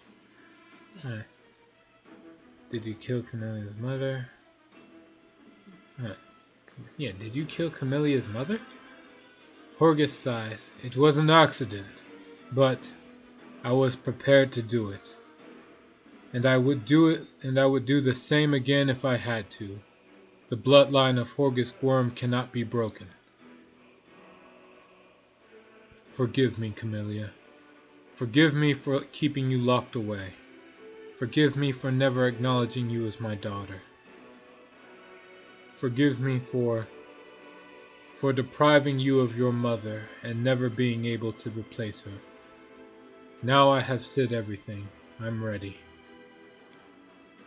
You killed my mother? And you decided to tell me that now? Camellia's whisper sounds like a hissing of a venomous snake. Why? To unburden your soul? To show me how you protected me back then? Maybe you're hoping I'll hesitate before I stab you in your disgusting heart? Or are you trying to make me weep for my mother, the innocent victim? Well, I don't give a damn about her. The bitch wanted me dead, and she failed. Good riddance, I say. And I don't give a damn about you either, Horgus Worm. I don't care about your bloodline or about any excuses you can come up with. Do you really think that I couldn't have escaped your mansion if I'd wanted to? You never acknowledged me as your daughter. 'Twas no skin off my nose. You wanted to marry a noble woman to continue the Worm line. Well, that was your own affair. You provided for me and didn't try to stop me from communing with the spirits. I never wanted anything more from you. But now I don't need you anymore. I have Louis, who will protect me and hide me from justice if it comes for me. As for you, you are just garbage left over from my former life, and it's time to dispose of you. The stiletto trembles in Camellia's hand. She grips the handle so tight her knuckles turn white. Lawful attack. Both of you deserve to die. I Monopoly. Dude. Yeah, right. Evil. Kill him, Camellia. He deserves it. Yo! Say nothing, or Camellia, stop. I'm a gold dragon. I try to help everyone. Okay. Camellia, stop. She turns her clouded gaze on you.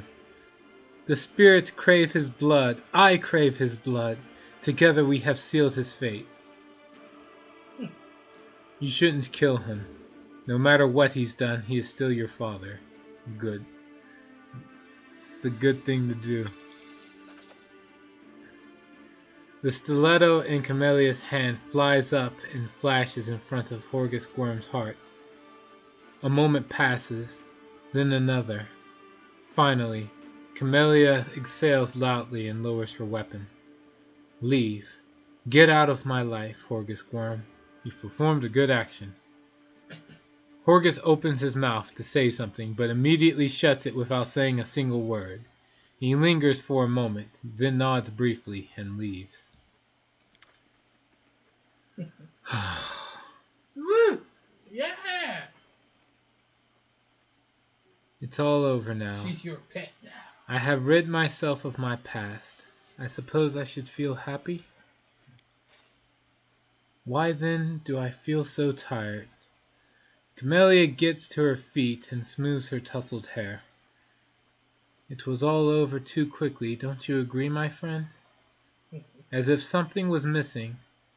It's like having sex without climaxing. The end result is naught but exhaustion.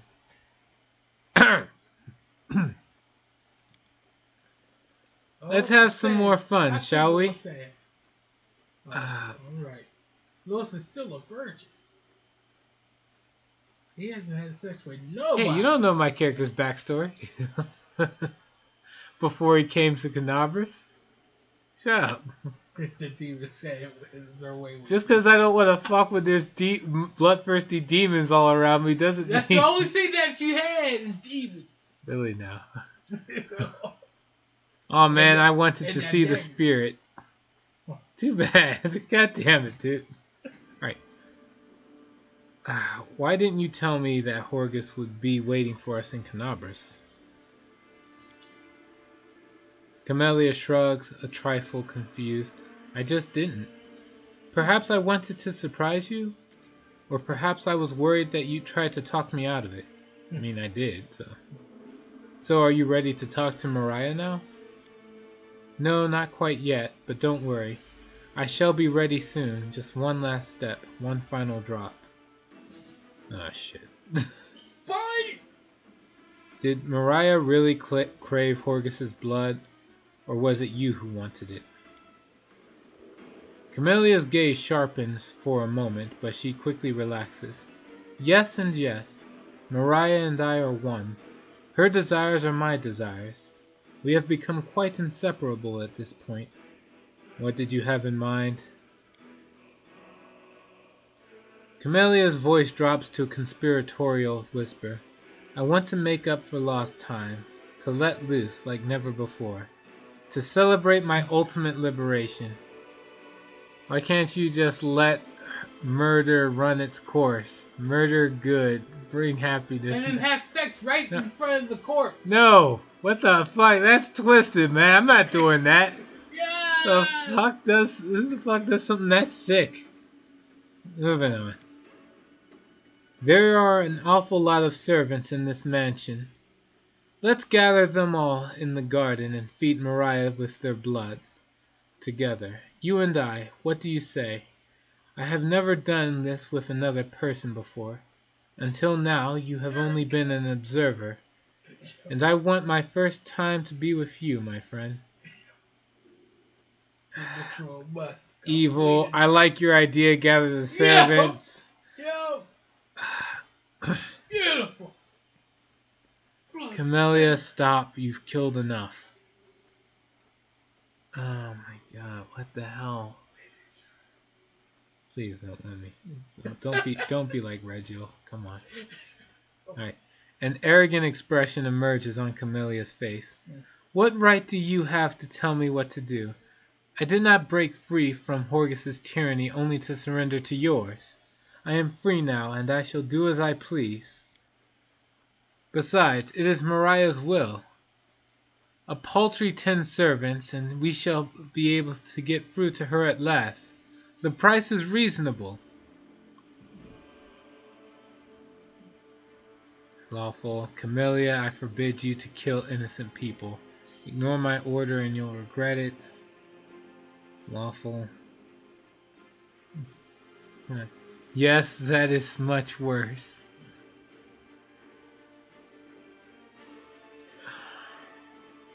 Oh, man.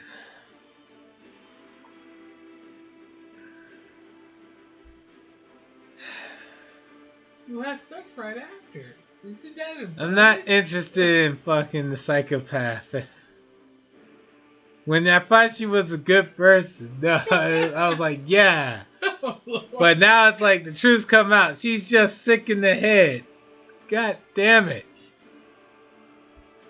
She is At that point, it's more like just taking advantage of somebody who's literally has a mental problem.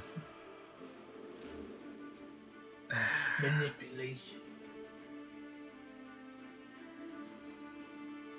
God She controls you now.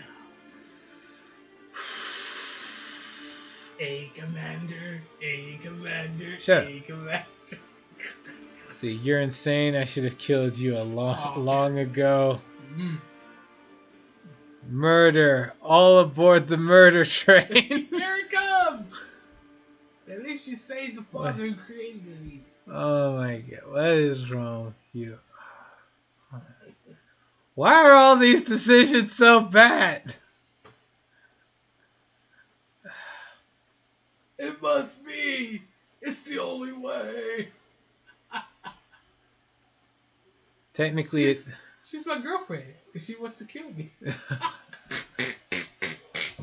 Why? I think I heard that. What was that? That's like the old '90s X-Men show. I think it was Wolverine that said that. Yeah. Oh yeah. All right. No, she is a totally nice person. People love to be stabbed, don't you know? I guess with low perception, it's hard to notice. That's called lust. Oh man. These jabs. They're not bad, they're all good. And at least you have a garden. You can keep a flower over. I don't want to kill her. Yes, you do. All those options are good. no, they're not.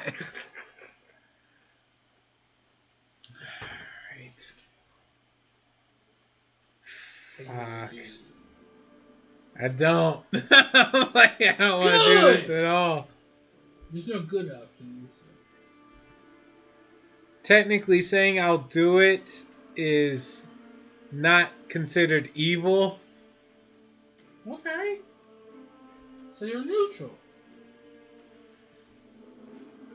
Oh, man. At least you're not evil. You can still reload. We won't tell anyone. Trust chat. Alright, so I'm gonna need you. So there's a feature that allows you to clip a statement. Yeah, clip that. Quit me saying this. I'm not gonna reload this. Yeah. Then we got a nice thing for the evil path. I let Regil die after reloading like 7 times. Unless you were lawful.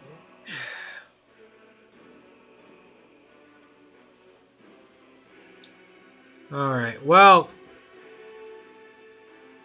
Like I'll do the uncharacteristic thing. Why not? For once, I'll do the murder. Okay. It's technically not considered evil according to this game, so I'll do it, but only for the sake of closing the world wound.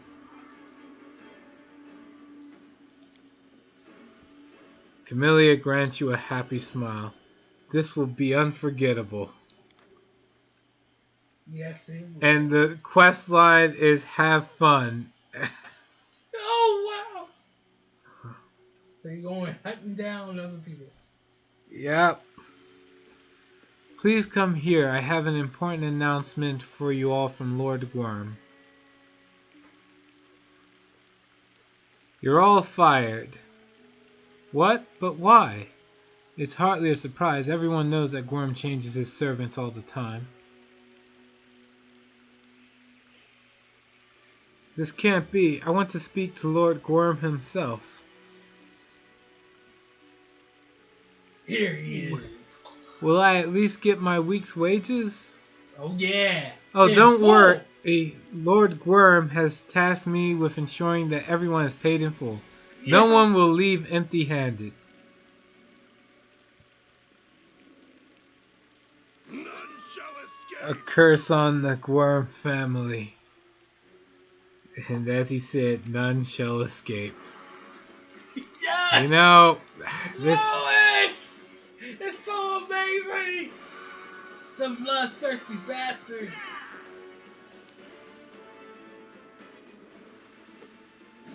Kill them all? No, just a good chunk of them. The rest are dying or running away. Let's see. Yeah, Brian. A few cries for help. Let's see what we get. What did I do? Why? This is for the greater good, and so I used the gold dragon breath. Oh, they're just sitting in a corner. So I'm just gonna stand here. Camilla, you wait. We're gonna wait for the gold dragon breath to spawn, and then I'm just gonna breathe again. Ah, never mind. She's determined. All right, let's just kill him.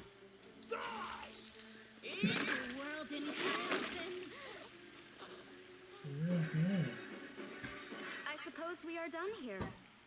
We certainly had a good time, didn't we? Did you like it, my friend? It was a little different from my usual sacrifices to Maria, but mass murder does have its own appeal. It's wild, primordial, unbridled. You felt it too, didn't you? The exhilaration. With a satisfied smile, Camellia looks around. Ugh. You know, I suppose you deserve a confession. I have never said anything like this to anyone before. Are you ready? Steel yourself. Holy shit. Nah. Nothing evil has ever been done for the greater good. That's common knowledge. Oh shit, Atrocious really did clip it. Alright. We gotta let this stick. Giving you no time to answer, she stretches her limbs contentedly. Here we go. You are the best friend I could ever hope to have. You understand me. You help me. You are the best thing that has happened to me in my entire life. You're really special to me too, Camellia. Or, well, I'm glad you think so. Say nothing. You know, if I had heard that lie before I found out she was evil, that would have been great. She's still good. She's still good. No, she's not. God damn it! You see? This is like a punch in the. This is such a punch in the gut. I'm saying, as long as you have people, other bodies, she'll be happy to kill and murder. Even if it's a demon or human. Well, or beast. I'm glad you think so. I'll say that. You know, now that we're so close, I wish to confess something else to you. Are you ready? She smiles teasingly. There is no Maria. I made her up. Yeah! You okay? Give me a minute.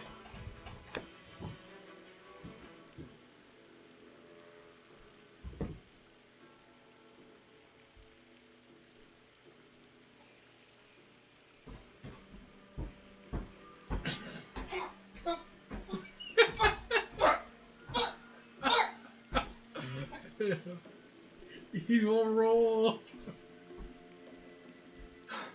Okay. Okay. Hey, you just punch your pillow a few times. You'll feel right as right. Okay. Beautiful. There is more. There is always more. Oh, God. Okay. You're still good. You're still good. No. This is pretty bad, man. I don't care what you do. As long as you love me. Camellia takes the amulet from around her neck, stares into the eyes of the bone snake for a while, and then turns her gaze on you. All right. Ooh. But why? Isn't it obvious? To have a reasonable explanation for all the murders. So that my protector would be too busy thinking of our bright future to lecture me on morality and decency. Did you leave the scream in a pillow? No, I left a punch a pillow a few times. Okay. Okay. Anything else? Life without perception must really suck. He saw it. She was talking about it all through her thing. He saw it. It depends on who you He's ask, just now. denying it all. No, Narol, it depends on who you ask. I don't see things coming, but in that regard, that can be a blessing and a curse. Because, like, He heard a plot twist will always be a surprise to me. On the other hand, this happened. It's beautiful. It sure is. What else? Right. Did she transform Well, yet? be quiet. I don't want to. I already have it clipped. I'm not going to reload this, so I'm not loading to hear this again. I like to kill. I don't simply want it. I need it. It is something deep within me. My desire is like an annoying fly buzzing around a room. One that cannot be seen or swatted away. But the deaths of enemies on the battlefield don't bring me any relief. It comes only with the deaths of those who considered me a friend. The deaths must be unexpected, so that I can see the disbelief and dread in my victim's eyes. But I am a clever girl. I know that society would never condone my unconventional desires. So I invented a nice story that I could feed to those who would protect me from society.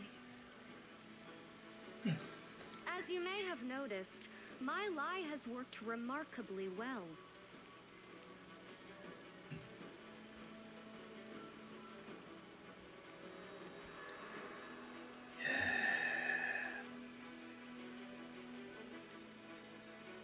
Okay.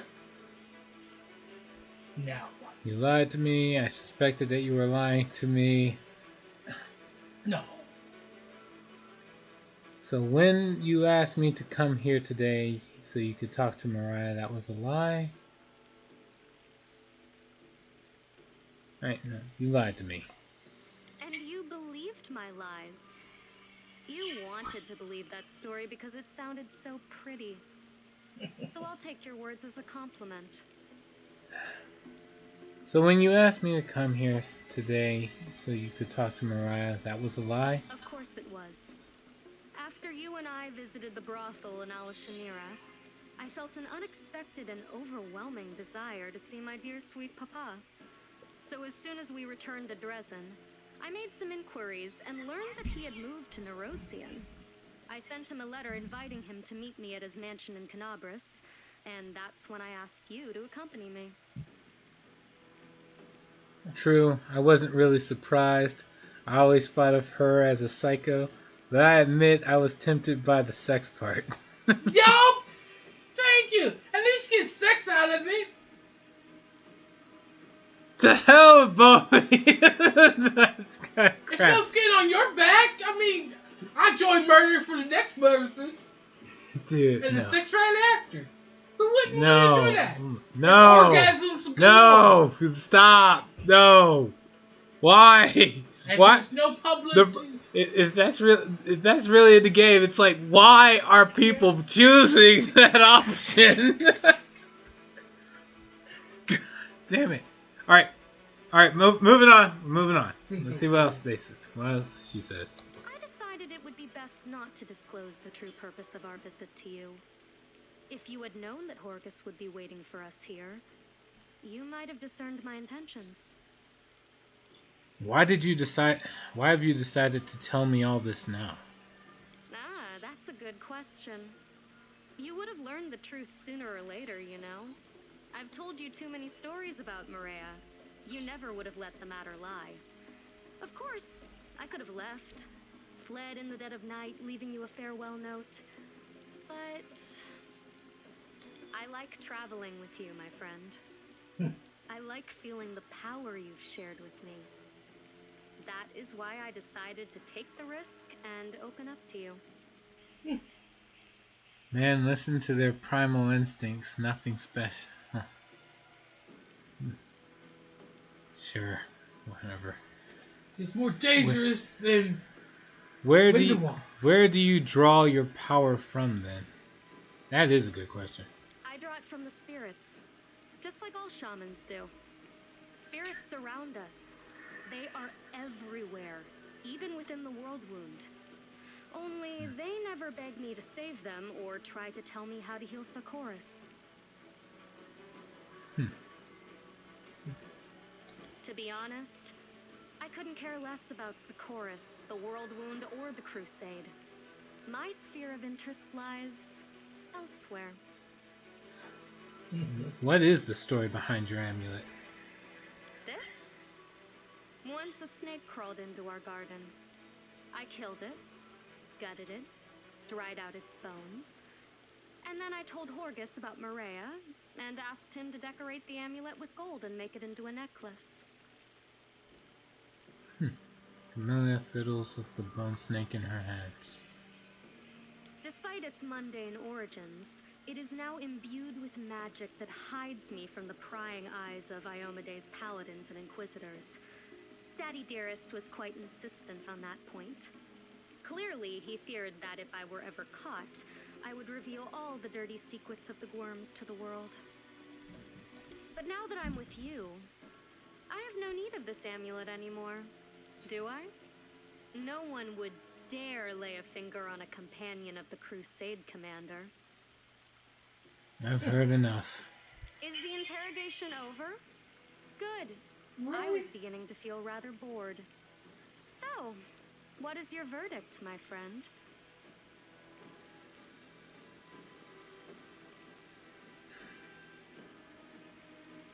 Attack, I'll kill you, you monster. Get out of my sight. You are a murderer, and your place is on the gallows, but you are useful to me. I will not banish you from my side. Or I'll accept you as you are, because that's what friends do. Yeah. Accept! Accept! Tell you what, we got your vote. Hey, since Neon and Atrocious, you're here, what do you think? Even the Option one or what? Accept her. You accept your succubus. She worked hard to actually redeem And she's a herself. full-blown demon. Not anymore. Yep, now she shares the fate of all mortals. She can die. Alright, I'll wait like 2 minutes to see if I can get a response from either Atrocious or Nero. Accept. Fine, I'll wait 30 seconds. Accept. Accept her. Option 4, she is a monster, why even ask? Because I'm not killing, I don't want to kill party members. Accept her. That's why the option's either 1 or 2. Honestly, after what you've been forced to commit, just accept her. Thank you.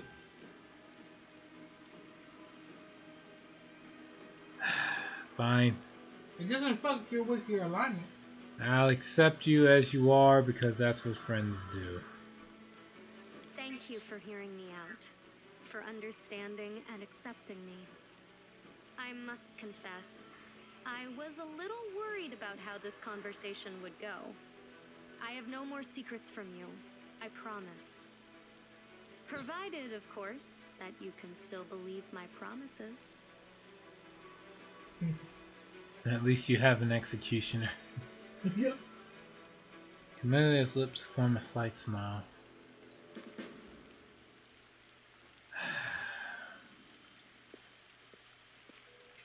And you save Hergus. You're a redeemer. Yeah, I saved Horgus Gorm. Yeah. Just not the pathetic peasant. Onwards. Oh, no, I did not.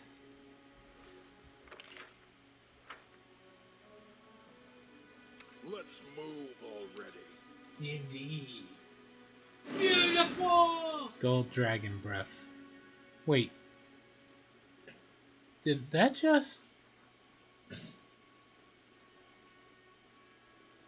Hurt her? No, it didn't hurt her. I have 200 in HP. I gotta wait like a few rounds, I guess.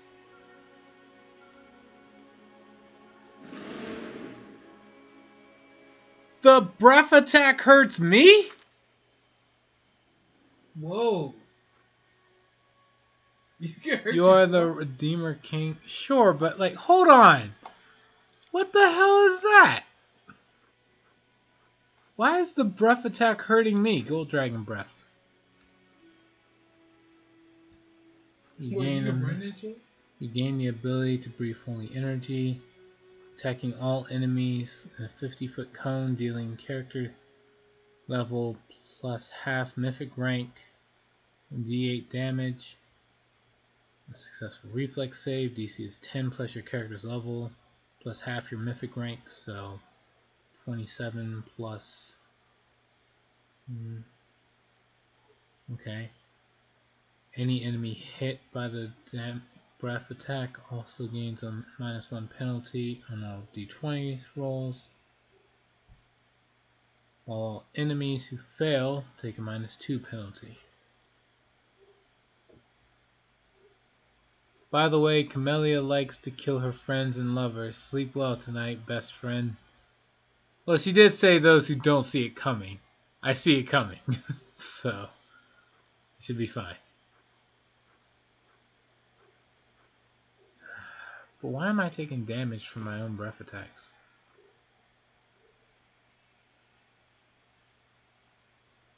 It says it does, in addition, Dragon's Breath deals additional 20 divine damage.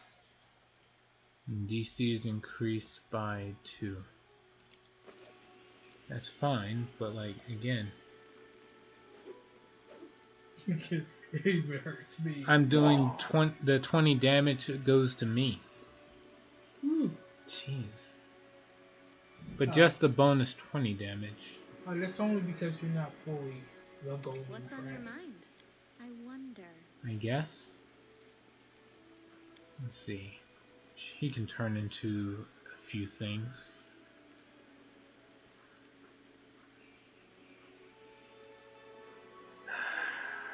God damn it. It's all that. It was all a lie. Oh boy, that's what happens when you've got a very shitty perception skill in real life. And you still didn't have sex with her. No, I didn't have sex with the psychopath. No. Yeah. Don't say it like it's such a bad thing.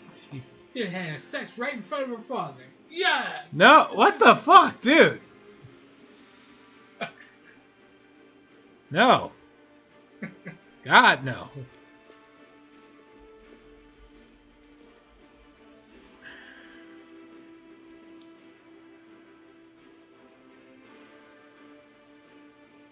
Alright, well, we are done with that.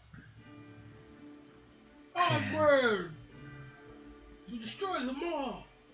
So you're gonna start defeating the rest of the demons on those other worlds? I'm sorry, those other fortresses? Yeah, I'm gonna focus on that part of the game. But we are past time, so that will be a event for another time.